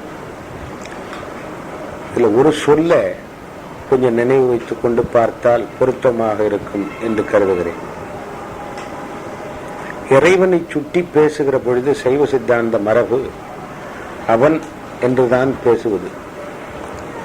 அது என்று பேசுகின்ற மரபு நமக்கு உரியதென்று, அது வடமொழிவாணருக்கு உரியது. வடமொழியிலே தான் தத் என்ற சொல்லாலே அது என்று பரம்பொருளை சுட்டுகிற பழக்கம்.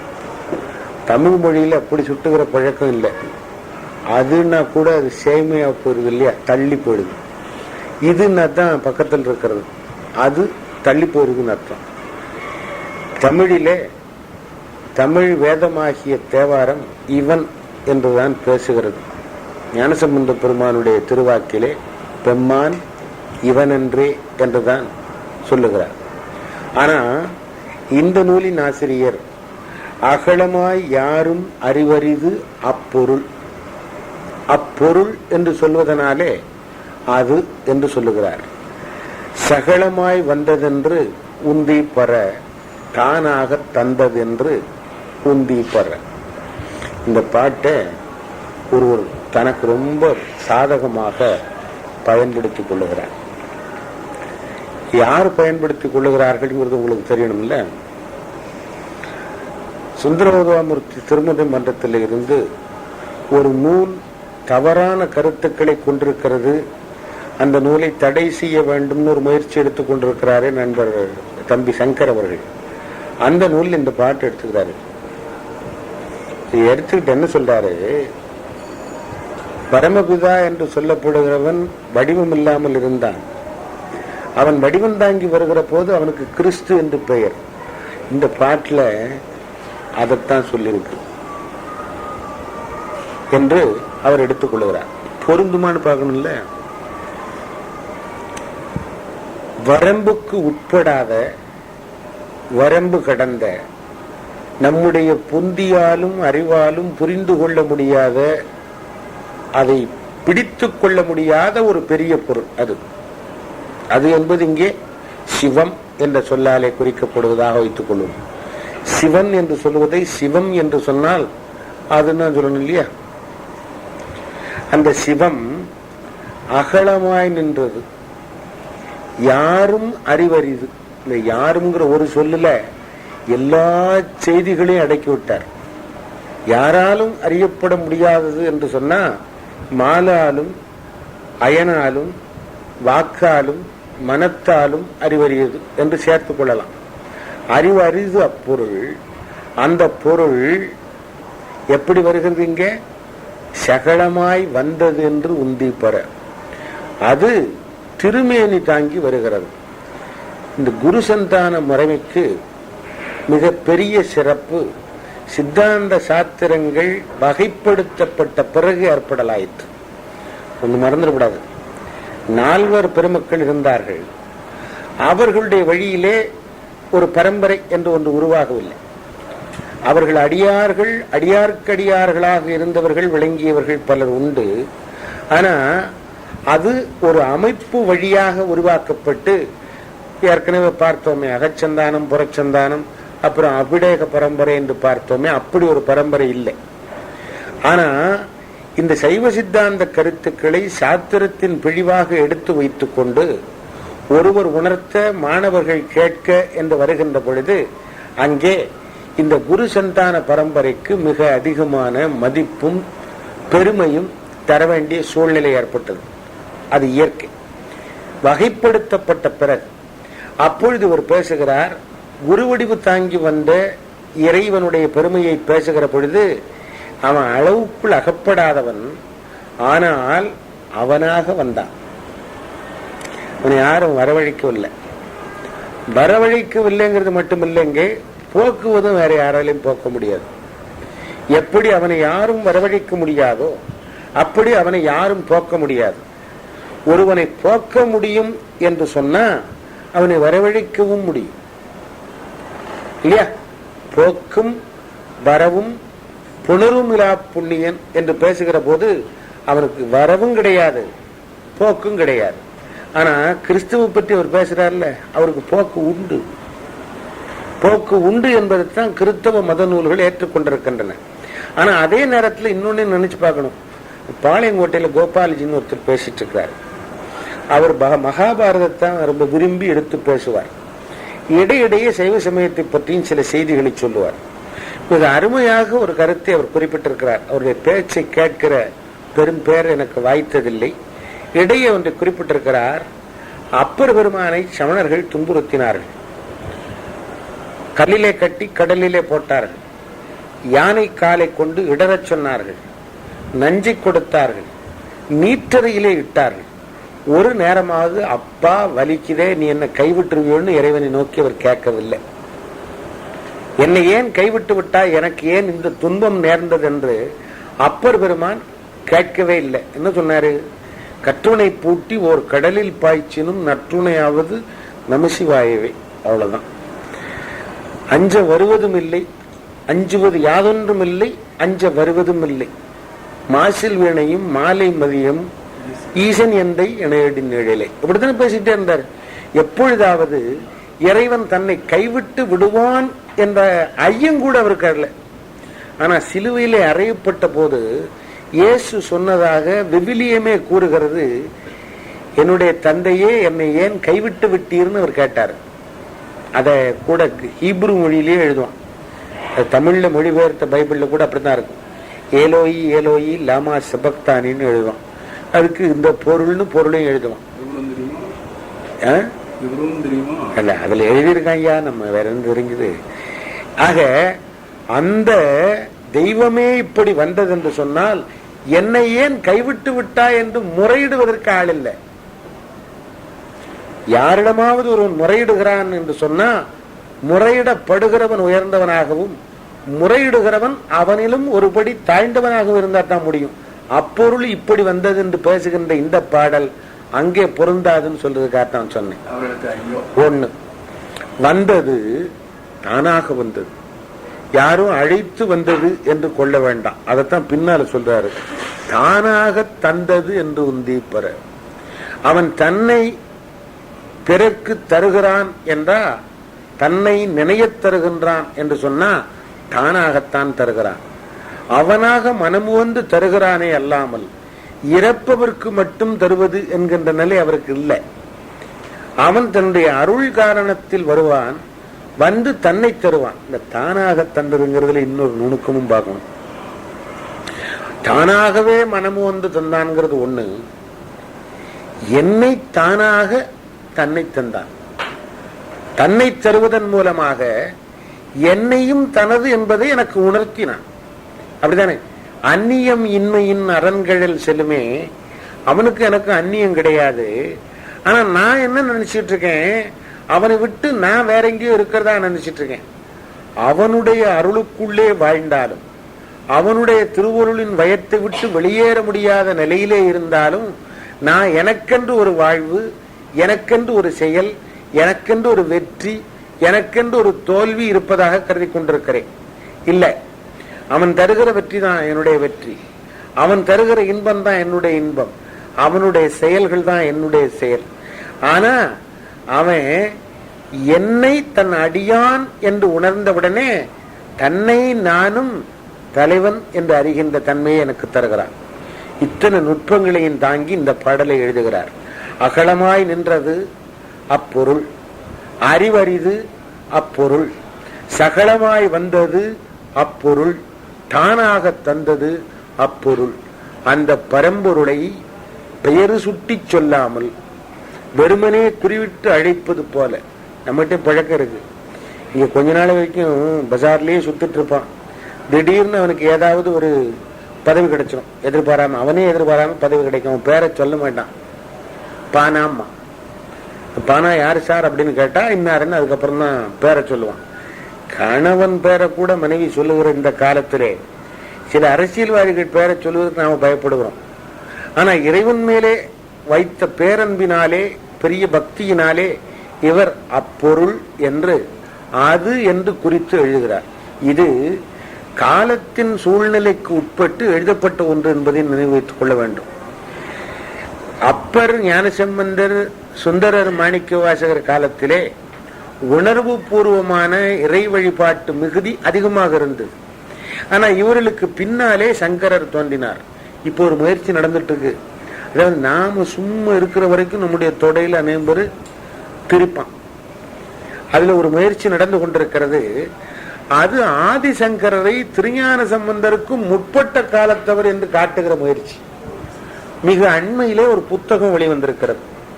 அந்த புத்தகத்தை வெளியிடுவதற்கு உதவி செய்தவர் யாருன்னு கேட்டீங்கன்னு சொன்னா உங்களுக்கு கொஞ்சம் ஆச்சரியமா கூட இருக்கலாம். பொள்ளாச்சி மகாலிங்கம் அந்த புத்தகத்தை வெளிக்கொண்டு வருவதற்கு அவர் துணை நின்றிருக்கிறார். அவருடைய பண உதவியோடு வந்திருக்கிறது. அந்த புத்தகத்துல ஆதிசங்கரர் திருஞான சம்பந்தருக்கு 3 நூற்றாண்டுகளுக்கு முற்பட்டவர் என்ற கருத்தை வலியுறுத்த தொடங்கி இருக்கிறார்கள். இது கொஞ்ச நாளாவே செஞ்சுட்டு வந்தாங்க. செஞ்சுட்டு வந்து அந்த ஆள் என்ன பண்ணாரு, சங்கர பகவத் பாதரை பற்றி பேசினா ஒரு நாள் பூரா பேசலாம். சங்கரரை பற்றியும் சங்கருடைய நூல்களை பற்றியும் பேசணும்னு சொன்னா ஒரு நாள் முழுவதும் பேசலாம். ஐயா வச்சுக்குங்க ஐயா, நான் இந்த இடத்துல பேசுறேன், இந்த கருத்தை தான், இங்கே நான் சொல்லுகிற கருத்தை தான் இன்னொரு இடத்துல வேறு சொற்களாலே சொல்ல வேண்டுமே தவிர இங்க பேசின பேச்சை மறுக்கின்ற வகையில் என்னுடைய பேச்சு அமையக்கூடாது. இல்லையா? சொல் மாறலாம், சொல்லுகின்ற முறைமை மாறலாம், ஆனா கருத்து அடிப்படையில மாறக்கூடாது, நிச்சயமா மாறக்கூடாது. சில கருத்துக்களை ஒரு சில சபைகள் அறிந்து பேசுகிற போது ஒரே ஒரு கருத்தை அலங்காரம் பண்ணி அப்படி ஜோடிச்சு அதை மட்டும் சொல்லிட்டு ஓடி போயிடலாம். கற்றவர் கூடியிருக்கிற அவையிலே விரிவான கருத்துக்களை விரிவாக ஆழமாக பேசலாம், அது வேற. ஆனா அடிப்படை கருத்து ஒன்றாகத்தான் இருக்கணும். சங்கரருடைய நூல்களை படிச்சு பார்த்தீங்கன்னு சொன்னா இந்த கருத்து முரண்பாடுகள் தெரியும். ஒவ்வொரு தெய்வத்தையும் பார்க்கிற போதெல்லாம் நீதான், உன்னை விட்டா வேற தெய்வம் இல்லை உன்னிலும் உயர்ந்ததோர் தெய்வம் இல்லை என்று பாடுகிற பழக்கம் அவரிடத்துல உண்டு.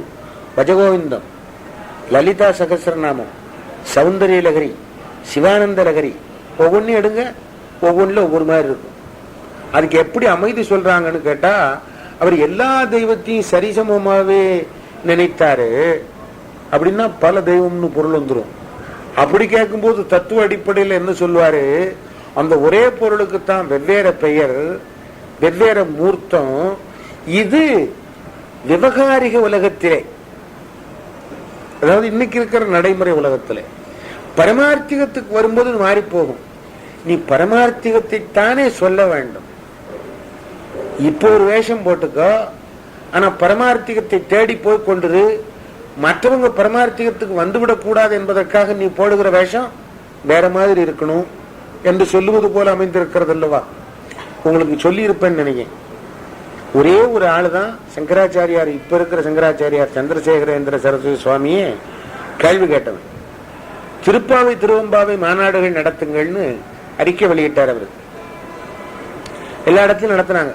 திருக்கோயில்ல பூரா திருப்பாவையும் திருவம்பாவையும் சேர்த்தே பாடுறது அப்படியே வச்சுட்டு இருந்தாங்க. இன்னொருத்தரை போய் இன்னொரு சமய தலைவர், உங்களுக்கு தெரிஞ்சிருக்கும், பிரதிவாதி பயங்கர அண்ணங்கராச்சாரியார்னு ஒருத்தர், அவர்கிட்ட போய் இந்த மாதிரி நீங்களும் என்னுடைய கருத்தை ஆதரித்து அறிக்கை வெளியிடுங்கள்னு சொன்னான். இப்ப அதையும் அப்படித்தான் சொல்லணும். வர்ஜா வர்ஜம் இல்லாம எல்லாருமே நாங்க சங்கராச்சாரியருடைய திருவடி சுவட்டி பின்பற்றி கொண்டு போகிறோம்னு பேசுறான், சம்பந்தம் இல்லாம பேசுறான். இப்படித்தான் நடக்கு. அவர் கேட்டாரு திருப்பி, அண்ணங்கராச்சாரியார் திருப்பி கேட்டாரு சங்கராச்சாரியாரை பார்த்து, பெரியவர் இருக்காருல்ல கஞ்சி பெரியவர், அவரை பார்த்து கேட்டாரு, நான் அறிக்கை விடுறேன், அறிக்கை விடுறதுக்கு எனக்கு உரிமை உண்டு. ஏன்னு கேட்டா, மார்கழி மாதம் ஆண்டாள் நாச்சியாருடைய திருப்பாவையை நான் என்னுடைய பூஜையிலே பாடுகிறேன். நீங்க அறிக்கை விடுறீங்கல்ல, உங்களுடைய பூஜையில நீங்க திருவம்பாவை பாடுவீர்களா? திருப்பாவை பாட வேண்டாம், அது வைஷ்ணவம் வேண்டாம், ஆனா திருவம்பாவையை நீங்கள் பாடுவீர்களான்னு கேட்டாரு. அது முடியாது, அது பூஜையில பாட முடியாது. ஏன்னா தமிழ் நீச பாஷை. நீச பாஷையில பாடிய மாணிக்க வாசகர் நான் சொல்ல மாட்டேன், அவர்கிட்ட தான் கேட்கணும். ஆகையினால அது பூஜையில பாட மாட்டேன், நான் ஊருக்குத்தான் உபதேசம் பண்ணுகிறேன்னு சொன்னாரு. அப்படியானால் நான் அறிக்கை வெளியிட மாட்டேன்னு சொன்னார் அவர். இதை நினைவு வச்சுங்க. திருப்பாவை திருவம்பாவை மாநாடுன்னா உண்மையான சைவன் அதுக்குள்ள போகக்கூடாது. திருவம்பாவையும் திருப்பள்ளி எழுச்சியும் பாடணுமே தவிர அதுல ஒரு ஒட்டு ஒண்ணு போட்டுக்கிடக்கூடாது. அதை நினைவு வச்சுக்கிட்டு அடிப்படை நூற்களிலே ஆதிசங்கரர் முரண்படுகிறாருங்கிறத ஞாபகத்தில் வச்சுக்கோங்க. ஒண்ணு. இன்னொன்னு, ஒரு கருத்தோடு ஒரு கருத்து மோதுகின்ற பொழுது இதை எப்படி சரி செய்வது என்று அவருடைய வழிவந்தவர்களுக்கே விளங்கல. ஆகையினால அவர்கள் என்ன செய்கிறார்கள், ஒரு பாடலை எடுத்து மற்றவர்களுக்கு மொழிபெயர்த்து தமிழிலேயோ ஆங்கிலத்திலேயோ தருகின்ற பொழுது ஒரு பகுதியை விட்டு விடுகிறார்கள், ஒரு பகுதியை முற்றிலும் விட்டு விடுகிறார்கள். மிக அழகாக திருவாளர் பீமா சோமசுந்தரம் அவர்கள் எழுதுவார்கள். சங்கரருடைய வாழ்க்கை வரலாறுன்னு போன்னு வழங்குது தெரியுமா? இந்த வழங்குகிற வாழ்க்கை எந்தெந்த நிகழ்ச்சி எந்தெந்த வரலாற்றிலிருந்து எடுத்து சேர்த்து கொள்ளப்பட்டது அப்படிங்கறது அவர் எழுதுவார். உண்மையிலே அப்படித்தான். பல விதமான துணிகளை எடுத்து ஒட்டு போட்டு தச்ச சட்டை மாதிரி தான் சங்கரர் வரலாறு இருக்கும். அவருடைய அறிவு கூர்மையை பற்றியோ அவர் செய்த பணிகளை பற்றியோ நான் சொல்லல. ஆனா அது ஒருமுகமாக இல்லை என்பதை விளக்குவதற்காக சொல்லுகிறேன். தன்னோடு தானே முரணுகிற வகையிலே அவர் சொல்லிக் கொண்டு வருவார். அப்படி சொல்லிக் கொண்டு வருகிற பொழுது இந்த மாதிரி ஆசாமிகள் எல்லாம் அவரை கொண்டு வந்து திருஞான சம்பந்தருக்கு முற்பட வைக்கிறார்கள். எப்படி சொல்றாங்க, அவர் தன்னுடைய சிவானந்த லகரியில சொல்லுவாரு, திராவிட சிசுவுக்கு நீ அருள் செய்தது போல எனக்கும் அருள் செய்ய வேண்டும்னு அவர் பாடுறார். திராவிட சிசு என்று அவர் யாரையோ குறிப்பிடுகிறார். யாருன்னு வச்சுக்கோ, தெளிவாக ஞானசம்பந்தரத்தான். திராவிட சிசுன்னு ஏன் சொல்றாரு? ஞானசம்பந்தர் தன்னை தமிழ் விரகன், நற்றமிழ் வல்ல ஞானசம்பந்தன், தமிழ் ஞான சம்பந்தன் அப்படின்னு அவரே சொல்றார் இல்லையா? இந்த தமிழ்ங்கிற சொல்லு வடமொழியில சொல்லப்படுகிற பொழுது திராவிடனா இவ்வளவுதான். இப்ப நாம நினைக்கிற மாதிரி அரசியல் கலர்லாம் கிடையாது. அதுக்கு திராவிட சிசு தமிழனாகிய தமிழ் பாலகராகிய பாலராவாயராகிய ஞானசம்பந்தர் என்று அவர் பேசுகிறார். இப்ப என்ன அர்த்தம்? ஞானசம்பந்தருடைய வரலாற்றை தெரிந்த காலத்திலே வாழ்ந்தவர் ஆகையினால ஞானசம்பந்தருக்கு பிற்பட்டவர். இன்னைக்கு இந்த தமிழ்நாட்டில் பாய்ஸ் கார்டன் அரசியலை நினைக்கக்கூடாது. 2 தோட்டம், அதுல 2ஆம் தோட்டம் நினைக்கக்கூடாது. அந்த பாய்ஸ் கார்டன்ல மகாலிங்கமும் இருக்காரு. அவரை அங்கே என்ன பண்றாரு? வள்ளலார சொல்றாரு. அமெரிக்காவில் என்ன பண்றாரு? அறு சமயத்துக்கும் சேர்த்து ஒரு கோயில், சமயம் அற்று போட்டுன்னு வச்ச கோயில் என்னமோ தெரியாது. 6 திசையை பார்த்து நட என்று சொன்னா திசை தெரியாமல் மயங்குவான். ஆகினால் அங்க அப்படி, இங்க வள்ளலாரு, இன்னொரு பக்கம் சைவ சித்தாந்தம், இடையில நேரம் கிடைச்சா இப்படி போய்கொண்டே இருக்கும். இதை புரிந்து கொள்ளுங்கள். இந்த ஒரு முயற்சி ஞானசம்பந்தருக்கும் முற்பட்டவர் ஆதிசங்கரர் என்கிற முயற்சி வருகிறது. ஆனா அவர் வாயாலே பாடுகிறார் ஞானசம்பந்தருடைய பெருமையை. இந்த ஆதிசங்கரர் பிற்பட்டவர் ஆகையினாலே அவர் தான் இந்த வழக்குங்கிறது வந்தார். அதாவது தத்துவ முறையை எட்டிமலாஜிக்கல் பேசிஸ், எபிஸ்டமாலஜிக்கல் பேசிஸ் என்ற முறையிலே அளவையின் அடிப்படையிலே விவாதிக்க தொடங்கினார். அவருக்கு வழிகாட்டியாக இருந்தவர் அவருடைய ஆசிரியர்களாக விளங்கிய கோவிந்தரும் கௌடபாதரும். அப்போ எது எது எந்தெந்த வடிவெடுத்து வருகிறதோ அதற்கு தகுந்தபடி நம்முடைய சமயத்தை அமைக்க வேண்டும் இல்லையா? ஞானசம்பந்தரும் அப்பரும் சுந்தரரும் மாணிக்கவாசகரும் வாழ்ந்த காலத்திலே உள்ளமுருகி பாடுவதன் மூலம் இறைவனை அடைய முடியும் என்று காட்டுகின்ற முறை இருந்தது. அது போதும். அது புத்த ஜெயின மதங்களை எதிர்த்து நிற்பதற்கு அதுவே போதும். ஆனா பின்னால என்ன வந்தது? மிகச்சிறந்த அறிவு வாய்க்கப்பட்டவர்களாக தங்களை தாங்களே காட்டிக்கொண்டு தருக்கத்தின் அடிப்படையிலே, அறிவின் அடிப்படையிலே விவாதம் செய்து தங்களுடைய கொள்கைகளை தமிழ்நாட்டில் நிலைநாட்டுகிறார்கள். இப்போது எப்படி போட வேண்டியிருக்கு நம்முடைய கொள்கையை? அதே அடிப்படையில போட வேண்டியிருக்கு இல்லையா? சமயம் அந்தந்த காலத்துக்கு ஏற்ப, அந்தந்த நாட்டின் வழக்கத்திற்கு ஏற்ப மாறுபாடு அடைந்து கொண்டே போகவில்லை என்று சொன்னா சமயம் வாழாது. நிச்சயம் அது. அதனுடைய அடிப்படை கருத்து ஒன்றாகவே இருக்கும். சொல்லுகின்ற முறை, அதை எடுத்து நிகழ்த்துகின்ற முறை, உணர்த்துகின்ற முறை மாறிக்கொண்டிருக்க வேண்டும். அதனாலதான் ஞானசம்பந்தருடைய பாட்டு சங்ககால பாடல் போலவே இருக்கும். அதுக்கு பின்னால வந்த அருளாளர்கள் பாடுகிற பாட்டு இன்னும் கொஞ்சம் எளிதாக இருக்கும். அப்படிதான் இருந்தது. தாய்மானவர் பாடும்போது ரொம்ப சாதாரண சொற்கள்ல பாடுவார். ஏன்னா அவர் காலத்துல இதுதான் பழகும் இல்லையா? ஆக இப்படி மாறிக்கொண்டே வர வேண்டும். மக்களுக்கு ஏற்ப, அவர்களுக்கு எளிதாக பற்றி கொள்வதற்காக. அகலமாய் நின்ற பொருள் சகலமாய் வந்தது போல இந்த அருளாளர்களுடைய வாக்கும் எட்டுகிற தூரத்துக்கு கொண்டு வர வேண்டும். அகலமாய் நின்ற பொருள் எதற்காக சகலமாய் வந்தது? விரிவாக இருந்தால் பற்றி கொள்ள முடியாது என்பதற்காக. எப்படி தாயும் மழலை பேசி குழந்தையை பேச பழக்குகிறாளோ அதை போல. தாய் மழலை பேசுறான்னா அவளுக்கு மழலை பேசணும்னு ஆசை இல்லை. ஆனா குழந்தைக்கு புரிய வேண்டும் சொன்னா அதனுடைய மொழியில சொல்லணும். சொன்னாதான் அதுக்கு விளங்கும். ஆக எட்ட முடியாத இறைவன் எட்டக்கூடிய தொலைவிலே வருகிறான் என்று சொன்னா, விண்ணகத்தேவரும் நன்னவும் மாட்டா விழுப்பொருள் மண்ணகத்தே வந்து நம்மை வாழ்விப்பதற்காக திருமேனி தாங்கி, கருமேனி அன்று திருமேனி, அது மாயையால் ஆக்கப்பட்ட உடல் அன்று. நமக்கு இருக்கின்ற உபாதைகள், நமக்கு இருக்கின்ற தொல்லைகள் இந்த உடலால் இறைவனுக்கு ஏற்படுவதில்லை. இவன் குருவடிவம் தாங்கி வந்து அழகாக சொல்லுவார் திருவருட்பயன்ல, பார்வை என மக்களை பற்றி பிடித்தற்கு இறைவன் போர்வை தாங்கி வந்தான் என்று சொல்லுவார். அதாவது வேட்டையாடுறதுல ஒரு பழக்கம். அது முன்னால் எல்லாம் வெளிநாட்டுக்காரங்க வந்தாங்கன்னா மைசூருக்கு போவாங்க. இந்த மைசூர்ல இந்த கெட்டான்னு போட்டு யானையை பிடிக்கிறது அங்க ஒரு பொழுதுபோக்கு. யானைகள் நிறைய உள்ள இடம் ஆகையினால அதுக்கு என்ன செய்வாங்கன்னா, பழகின யானை ஒன்றை பக்கத்திலே வைத்துக் கொண்டு, ஏற்கனவே மனிதர்களால் பிடித்து வசக்கி பழக்கப்பட்ட யானையை வைத்துக் கொண்டு அந்த யானையின் துணை கொண்டு பழகாத காட்டு யானையை பிடிப்பார்கள். இல்லை என்றால் இந்த யானை அச்சப்பட்டு போய்விடும் இல்லையா? ஆக நம்மோட ரொம்ப பெரியவன் வந்து நம்ம பக்கத்துல வந்த உடனே பேச்சு ரெண்டு போகும். இன்னைக்கு இந்த பழக்கம் மட்டும் இருக்கு. நம்முடைய பையன் 23 வயசு 24 வயசு ஆச்சுன்னு சொன்னா அவனுடைய வயதுக்கு ஒத்தவர்களோடு தான் அவன் பழகுவான். நம்ம கிட்ட வந்து பழக மாட்டான். நாமே போய் பழகினா கூட அவன் விலகி விலகி போவான். ஜெனரேஷன் கேப்னு சொல்லுவான். ஆனா அவனோடு ஒத்தவர்களோடு அவன் பழகுவதற்கு தயங்குவதில்லை. அப்ப அவனுடைய மனதை கொள்ளை கொள்ள வேண்டும் என்று சொன்னா அந்த வயதுக்கு உரியவர்களோடு பேசுகிற பழக்க வழக்கத்துல அவன் மாறி வரணுமே தவிர நாம பக்கத்துல போனா பேச்சு நின்று போவோம். அப்படிதான் நடக்கும். ஆகவே இந்த பார்வை மிருகம் என்பது பழக்கப்பட்ட மிருகம்.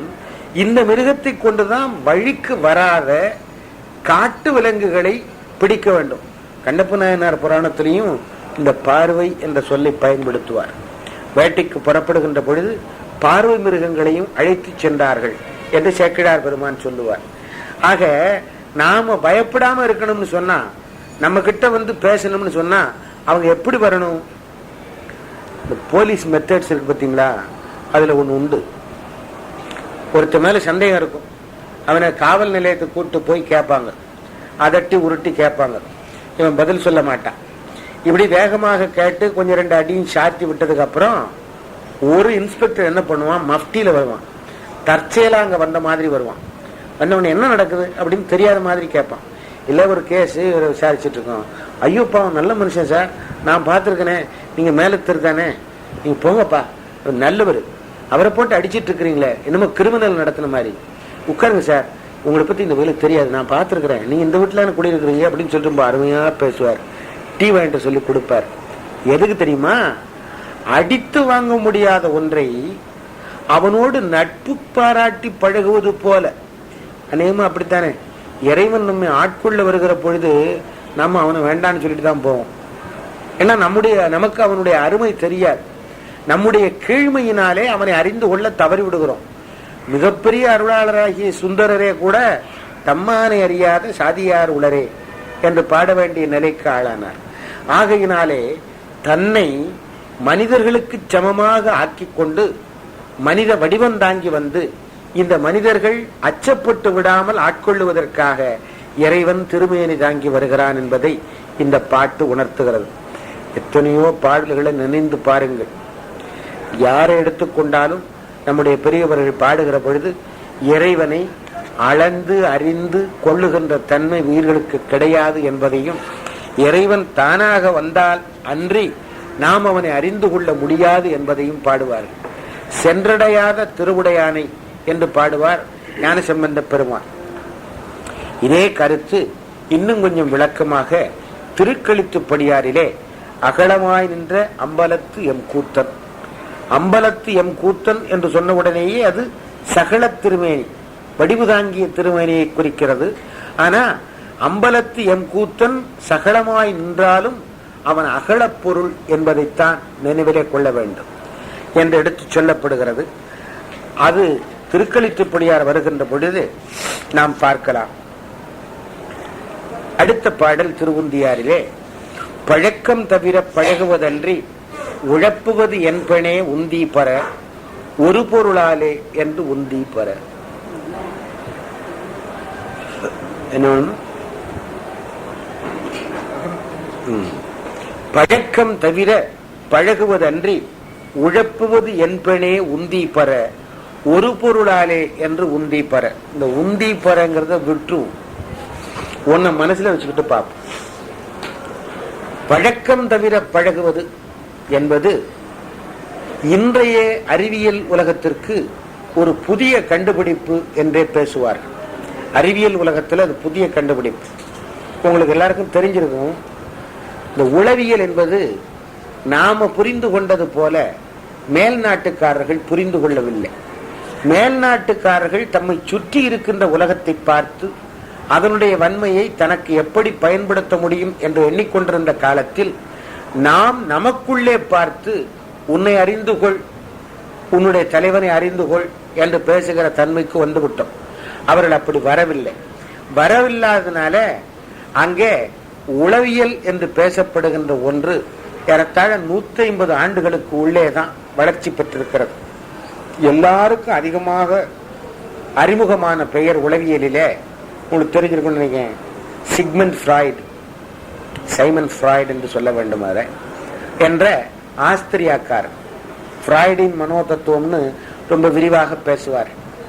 அந்த ஆள் என்ன பண்ணா, பல ஆராய்ச்சிகள் பண்ணி முடிச்சிட்டு கடைசியில இந்த ஆண் பெண் உறவு தான் உலகத்துல எல்லா நடைமுறைகளுக்கும் ஒழுக்கங்களுக்கும் உயர்வு தாழ்வுகளுக்கும் அடிப்படையாக அமைகிறதுன்னு சொல்லிட்டான். ஆனா அவனுடைய மாணவர்கள் அதை ஏற்றுக்கொள்ளவில்லை. மனிதனை மேம்படுத்துகின்ற உள்ளம், மனிதனை திருத்தி முன்னேற்றுகின்ற உள்ளம் இவ்வளவு கீழ்மையான இச்சைகளுக்கு ஆட்பட்டிருக்க முடியாதுன்னு சொல்லி அவனை விட்டு ஒருத்தன் வெளியே வந்தான். அப்படித்தானே? ஆசிரியரை விட மாணவன் திறமை பெறுகின்ற பொழுது இந்த மாணவன் புதிய சிந்தனைகளை தோற்றுவிக்கிறான். கார்ல் கஸ்டேவ் யங் என்று இன்னொரு ஆஸ்திரியாக்காரன், அவனும் ஆஸ்திரியா நாட்டுக்காரன். இந்த யங்னு சொல்றனே தவிர ஸ்பெல்லிங் வந்து JUNG, ஜங்குன்னு எழுதியிருப்பான். வாசிக்கிறது யங்னு தான் வாசிக்கணும். இதுதான் ஆங்கிலம். எனக்கு ஒரு ஆசிரியர் இருந்தார், அவர் சொல்லுவார், லண்டன் எழுதிட்டு கான்ஸ்டான்டினோப்பிள்னு வாசிக்கணும், கான்ஸ்டான்டினோப்பிள்னு எழுதிட்டு லண்டன் வாசிக்கணும் பாரு. அந்த மொழியை நம்ம ஒத்துக்கிறோம். ஆனா தமிழ் அதற்கு இணையானதுன்னு ஒத்துக்கிற தயார் இல்லை. தமிழ்ல ஒரு சொல்லை ஒரு வடிவில் தான் எழுத முடியுமே தவிர இன்னொரு வடிவில எழுத முடியாது. RIGHT right, WRITE right, RITE right, WRIGHT right. அவ்வளவு ரைட்டா? ஆமா ரைட்டு. இதுதான் அந்த மொழி. ஆனா தமிழ்ல படம்ங்கிறத படம் தான் எழுத முடியும். ப ட இம் தான். இது எப்படி மாற்றி எழுத முடியாது.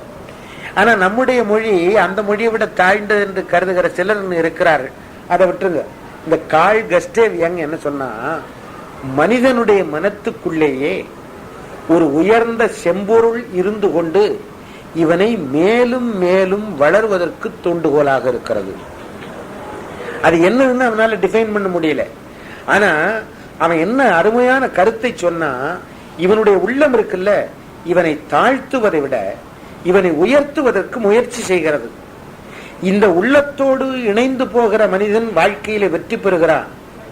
அப்படி போகாமல் முரண்டு பிடிக்கிறவன் தோற்று போகிறான்னு சொல்லிட்டு அவன் தன்னுடைய கருத்தை சொன்னான். அப்பதான் அவன் ரெண்டு இது போட்டான். ஒன்னு கான்சியஸ் மைண்ட், இன்னொன்னு சப்கான்சியஸ் மைண்ட். ஒன்று மனம், இன்னொன்று உள்மனம் அப்படின்னு அவன் போட்டான். நம்மால் என்ன போட்டான் தெரியுமா? 4 போட்டான்.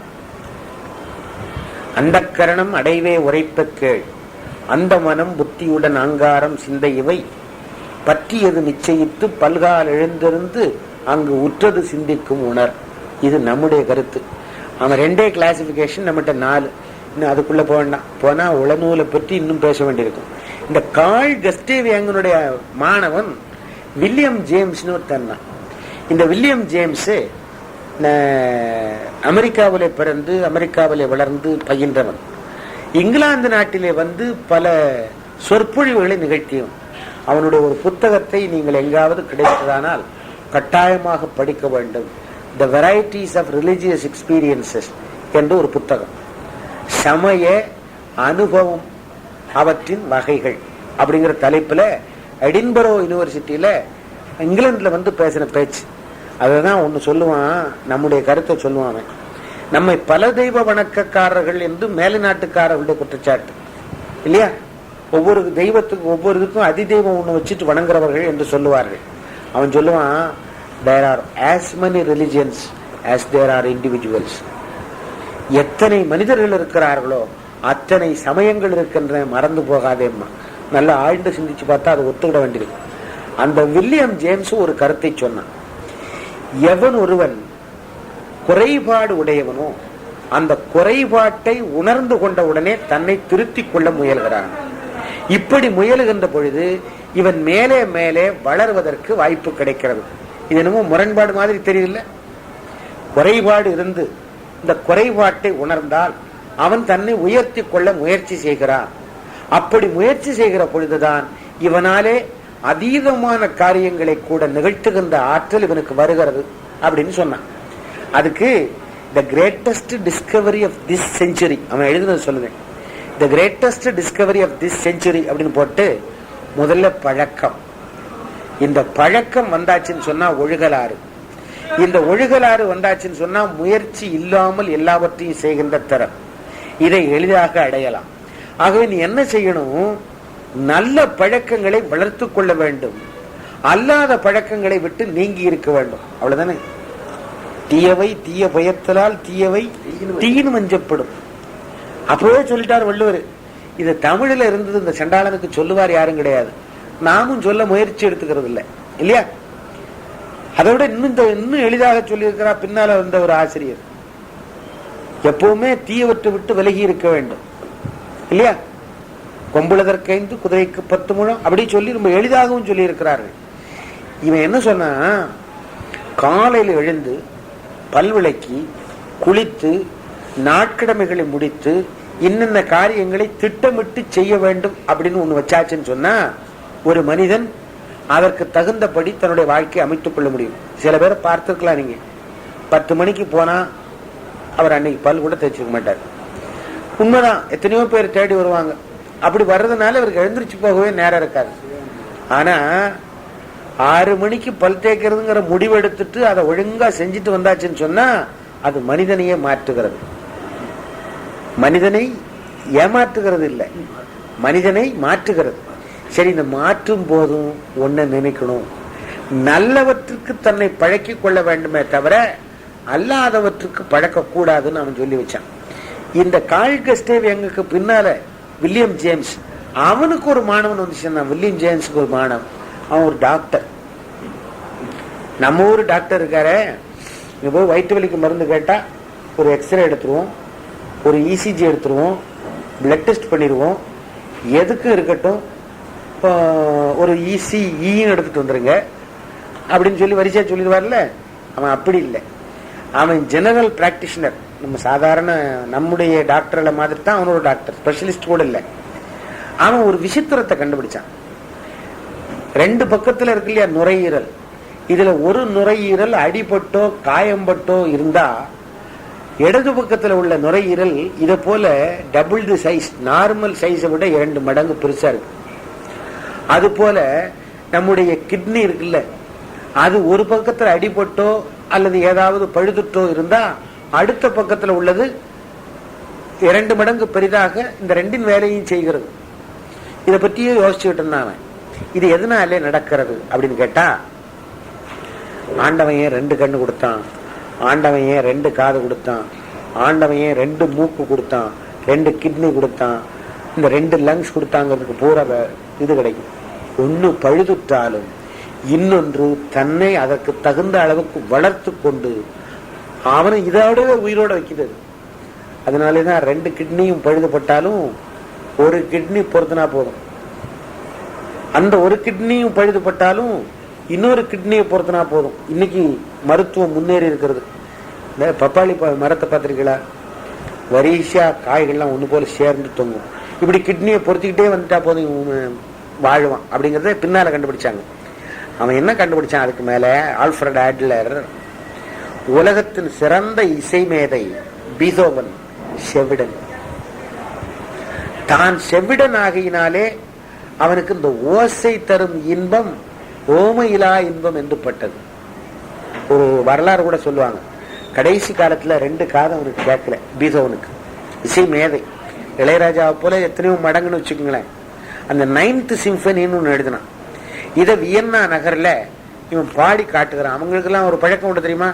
அது முறைப்படுத்தப்பட்ட சங்கீதமாக அமையுமே தவிர கற்பனைக்குரிய சங்கீதம் இல்லை.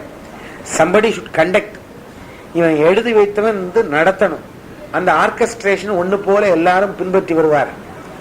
இவன் பாடுகிறான், இவன் பாடல, இவன் நடத்துகிறான். இவன் கண்டக்ட் பண்றான். Is the conductor. ஆமா, இவன் நடத்துகிற போது கேட்டு ரசிக்கிற பெருமக்கள் இருக்காங்கல்ல, கை தட்டுறாங்க. அங்கெல்லாம் ஸ்டாண்டிங் ஓவேஷன் ஒண்ணு உண்டு. உட்கார்ந்து கை தட்ட மாட்டான், எழுந்திருச்சு நின்று கை தட்டுவான். நம்ம ஊர்ல உட்கார்ந்து கூட தட்ட மாட்டான். அப்படிமா பாத்திருக்கீங்களா? அவ்வளவு வராது, அவ்வளவுதான், வெறுமனே ஓசையிடாமல் தட்டுவது. இப்படி எல்லாம் பழக்கம் உண்டு. அவன் எழுந்து நின்று எல்லாரும் இவனை பாராட்டி கை தட்டுகிறார். ஆனா அவன் தட்டுற ஓசையும் கேட்கல. இவன் பாடுனானே, இவன் இசைத்தானே, அந்த பாடலின் ஓசையும் கேட்கல அவனுக்கு. அப்படியே பியானோ மேல படுத்து அழுதான். என்னுடைய இனிய இசையை என்னால கேட்க முடியவில்லை, எத்தனையோ 1000 மக்கள் கேட்கிறார்கள், எனக்கு அது கொடுத்து வைக்கவில்லைன்னு அழுதான். அது மாதிரி உலகத்துல மிகச்சிறந்த ஓவியம் ஒருத்தன் உண்டு, மிக்கலேஞ்சல் அவனுக்கு கலர் பிளைண்ட்னஸ். அவனுக்கு நீளத்தை பார்த்தாலும் கருப்பாத்தான் இருக்கும், கருப்பை பார்த்தாலும் கருப்பாத்தான் இருக்கும், சிவப்பை பார்த்தாலும் கருப்பாத்தான் இருக்கும். கலர் பிளைண்ட்னஸ் உள்ளவன் ஒரு ஓவியன் ஆகிறான். இப்படின்னு நிறைய சொல்லிக்கொண்டே போகலாம். எங்க ஊர்ல ஒருத்தர் இருக்கார், இன்னைக்கு வேணாலும் வந்து பாருங்க. எங்களுடைய தெருவில் கடைசியில இந்த மேல கடைசியில ஒரு சின்ன வெற்றில வாக்கு கடையும் பத்திரிகை கடையும் வச்சிருக்கிறார். இந்த மொத்த கையுமே இவ்வளவுதான், அதாவது இந்த முழங்கையும் சேர்ந்து மொத்த கையே இதுக்குள்ள அடக்கம். இதுக்கு இந்த பக்கம் இவ்வளவுதான் இருக்கு, சின்னதாக இந்த முழங்கை. அதுல 5 விரல். இந்த 5 விரலும் எப்பவும் இப்படி மடங்கித்தான் இருக்கும், விரிச்சு கூட இருக்காது. இந்த கை இப்படி வச்சுட்டு தான் அவர் வருவார். 2 கையுமே அப்படித்தான். ஆளு ரொம்ப குட்டை, சௌராஷ்டிரா. ஆனா அந்த ஆளு கையில பென்சிலை கொடுத்தீங்கன்னு சொன்னா இப்படித்தான் பென்சிலை பிடிப்பார், இப்படித்தான் பிடிப்பார். ஏன்னா இந்த விரல்லாம் நல்ல வளர்ச்சி பெறாதனால பென்சில் இப்படித்தான் பிடிப்பார். ஓவியம் தீட்டினார்னா அழகான ஓவியம் தீட்டுவார், மிக அழகாக எழுதுவார். அந்த ஆளு மனசுல என்ன இருந்தது, எனக்கு இந்த குறை இருக்கிறது, இது இல்லை என்று நிரூபிப்பேன், இந்த குறையை என்னாலே நீக்க முடியும் என்று நிரூபிப்பேன் என்கிற ஆசை இருந்து பார்த்தீங்களா. ஆகவே அவன் என்ன சொன்னான், குறை உள்ளவன் தான் வாழ்க்கையில முன்னேறுவான். இந்த பழக்கம் தவிர வேண்டும் என்று நினைக்கிறானே அவன் தான் பழகுவான். பழக்கம் தவிர பழகுவதன்றி உழப்புவதென்பனே. போட்டு உழைப்புக்கிட்டே இருக்கு நம்ம சாதாரணமா சொல்றோம் பாத்தீங்களா. ஆமா, தவிர பழகுதல். எங்கிட்ட இருக்கிற குறைபாடுகள் மறைய வேண்டும் என்று பழகுதல். என்னோடு பற்றி என்னை அடிமையாக்கி கொண்டிருக்கிற பொருள்களை என்னை விடுதலை செய்யும்படியாக நான் வெளியேறுவேன் என்று கருதி பழகுதல். இத பழக்கம் தவிர பழகுதல். நம்மகிட்ட முதல்ல பழக்கம் என்ன இருக்கு, என்ன பழக்கம் இருக்கு சார் அப்படின்னு கேட்டா சாதாரணமா யாரும் என்ன சொல்லுவாங்க, நான் பொடி போடுற பழக்கம் இருக்கு அப்படின்னு ஒருத்தர் சொல்லலாம், புகைப்பிடிக்கிற பழக்கம் இருக்குன்னு ஒருத்தர் சொல்லலாம், நான் வெத்தலை பாக்கு போடுவேன் சார்னு இன்னொருத்தர் சொல்லலாம். இப்படி ஒவ்வொருத்தரும் ஒவ்வொரு பழக்கத்தை சொல்லுவாங்க. இதெல்லாம் விட மோசமான பழக்கம் ஒண்ணு இருக்கு தெரியுமா. சில பேர் பால் குடிக்கிற பழக்கத்தை இன்னும் விட மாட்டாங்க. வீட்டுக்கு வந்தாங்கன்னா காப்பி கொடுத்தோன்னா முடியாதும் பாரு, தம்பி மயிலப்பன் மாட்டவே மாட்டேன் பாரு. என்ன ஏன்னா பால், அதை விடுறதே இல்லைன்னு வைங்களேன். நான்லாம் பால்வடி மருந்து ரொம்ப நாள் ஆச்சு, அவர் அதை விடவே இல்லை. ஆக பழக்கம்னு கேட்டா அப்படி ஒவ்வொரு பழக்கத்தை சொல்லிக்கிட்டே போவோம். உண்மையான பழக்கம், நம்ம விடாத பழக்கம் எது தெரியுமா, இந்த உடல் தான் நாம்னு நினைக்கிறோம் பாத்தீங்களா. மாயையின் காரணமாகி இந்த உடம்பு தான் நான்கிற பழக்கம் இருக்கே, அந்த பழக்கம் இன்னும் போகவில்லை. அந்த பழக்கம் தவிர பழகுவதற்குல்ல, அதுதான் கஷ்டம். கஷ்டம்தான், கஷ்டம்தான். ஆனா முடியும். ஏன் முடியாது, நான் ஒண்ணு கேட்கிறேன். நல்ல நோக்கத்துக்காக துயரத்தை தாங்குவது நம்மளே பலருக்கு முடியவில்லை. ஒரு வினாடி யோசிச்சு பாருங்க. ஒரு வீட்டுல புகுந்து கொள்ளையடிச்சிடறான், கொள்ளையடிச்சவனை கொண்டு போய் போலீஸ் ஸ்டேஷன்ல வச்சு வதைக்கிறான்.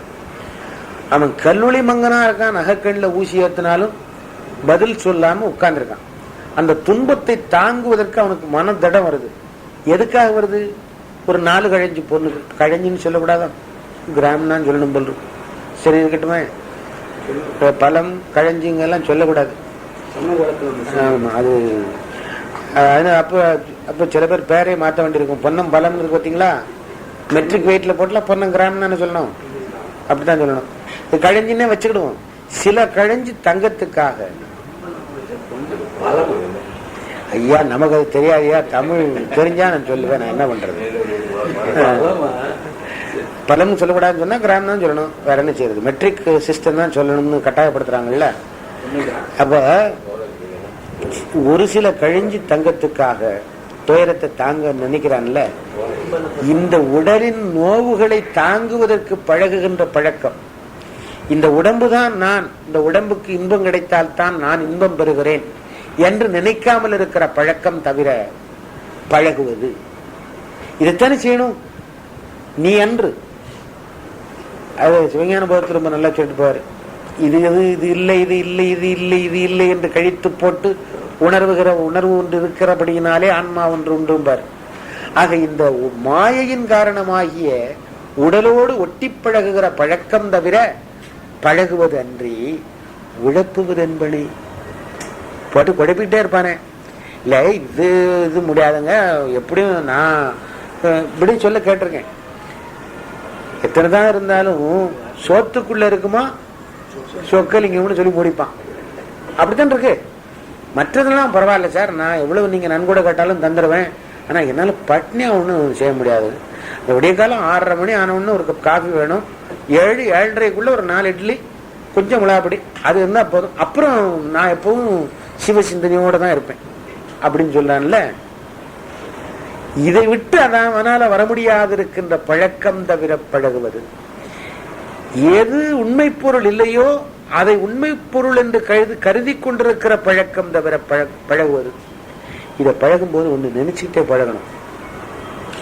ரொம்ப உயர்ந்தவர்கள் எல்லாம் இந்த பழக்கத்துக்கு அடிமையாகாமல் இருக்க வேண்டும் என்பதற்காகவே சில காரியங்களை செய்வார்கள். அது நம்முடைய வாழ்க்கை முறையில் நம்முடைய பெரியவர்கள் வைத்திருந்தார்கள். 20ஆம் நூற்றாண்டுல நம்ம எல்லாம் விட்டுட்டோம். தினசரி சாப்பிட்டுட்டு இருந்த உடம்பு ஒரு நாள் சாப்பாடு இல்லாமல் இருந்து பார்க்கட்டுமே அப்படின்னு ஒரு நோன்பு, ஒரு 6 நாளைக்கு இருந்து பார்க்கட்டுமே அப்படின்னு ஒரு நோன்பு, என்றைக்கு இனிப்பையே சாப்பிட்ட இந்த உடம்பு கொஞ்சம் கசப்பையும் சாப்பிட்டு பார்க்கட்டுமே என்று ஒரு நோன்பு. இப்படி இந்த பழக்கம் தவிர பழகுவது எதுக்குன்னு கேட்டீங்கன்னா, எனக்கு எந்த கெட்ட பழக்கம் கிடையாது சார் அப்படின்னு சில பேர் சொல்லுவாங்க. அதுலயும் முக்கியமா அடுத்தவனுக்கு ஒரு கெட்ட பழக்கம் இருக்குன்னு சொன்னா, உங்க மாதிரிலாம் நான் கிடையாது சார், நான் எனக்கு எந்த கெட்ட பழக்கமும் கிடையாது அப்படின்னே சொல்லிட்டு இருப்பாங்க. எங்கேயாவது புதிதாக ஒரு ஊருக்கு கூட்டு போவோம். இந்த ஆசாமி படுத்து தூங்குறது கஷ்டப்படுவோம். ராத்திரிலாம் தூக்கம் வராது. ஃபேன் இருக்கும், மெத்தை இருக்கும், தலையணை இருக்கும், ஆனா தூக்கம் வராது இல்லையா? கண்ணதாசன் ஒரு பாட்டு எழுதியிருக்காரு, காற்று வரும் தூக்கம் வராதுன்னு. என்னையா தூங்க முடியலன்னா, வீட்டுக்கு வெளியில படுத்தா எனக்கு புது இடங்கள்ல தூக்கம் வராது, இனிமே ஊருக்கு போனா தான் தூங்க வேண்டாம். இது பழக்கம் தானே. இந்த பழக்கம் தவிர பழக வேண்டும் சொன்னா, மெத்தையில படுக்கிறவன் ஒரு ஆண்டுல 2 நாள் 3 நாளாவது கட்டாந்தரையில படுத்து பழகணும். அது ரொம்ப அழகாக கல்கி தன்னுடைய சிவகாமியின் சபதத்துல போகிற போக்கில் சுட்டி காட்டிட்டு போவார். மாமல்ல நரசிம்மன் மரத்தடியில தலை வைத்து தூங்குவான். அரசகுமாரன் ஆகிய உனக்கு இது எப்படி முடிகிறது என்று கேட்பான் ஒரு கதை பாத்திரம். அவன் சொல்லுவான், எங்க அப்பா இதை ட்ரெயின் பண்ணி வச்சிருக்காருன்னா. நீ எல்லாவற்றுக்கும் தயாராக இருக்க வேண்டும். உண்மைதானே? ஒன்றுமே கிடைக்காத போது அதை வைத்துக் கொண்டு வாழ்வதற்கும் தயாராக இருக்க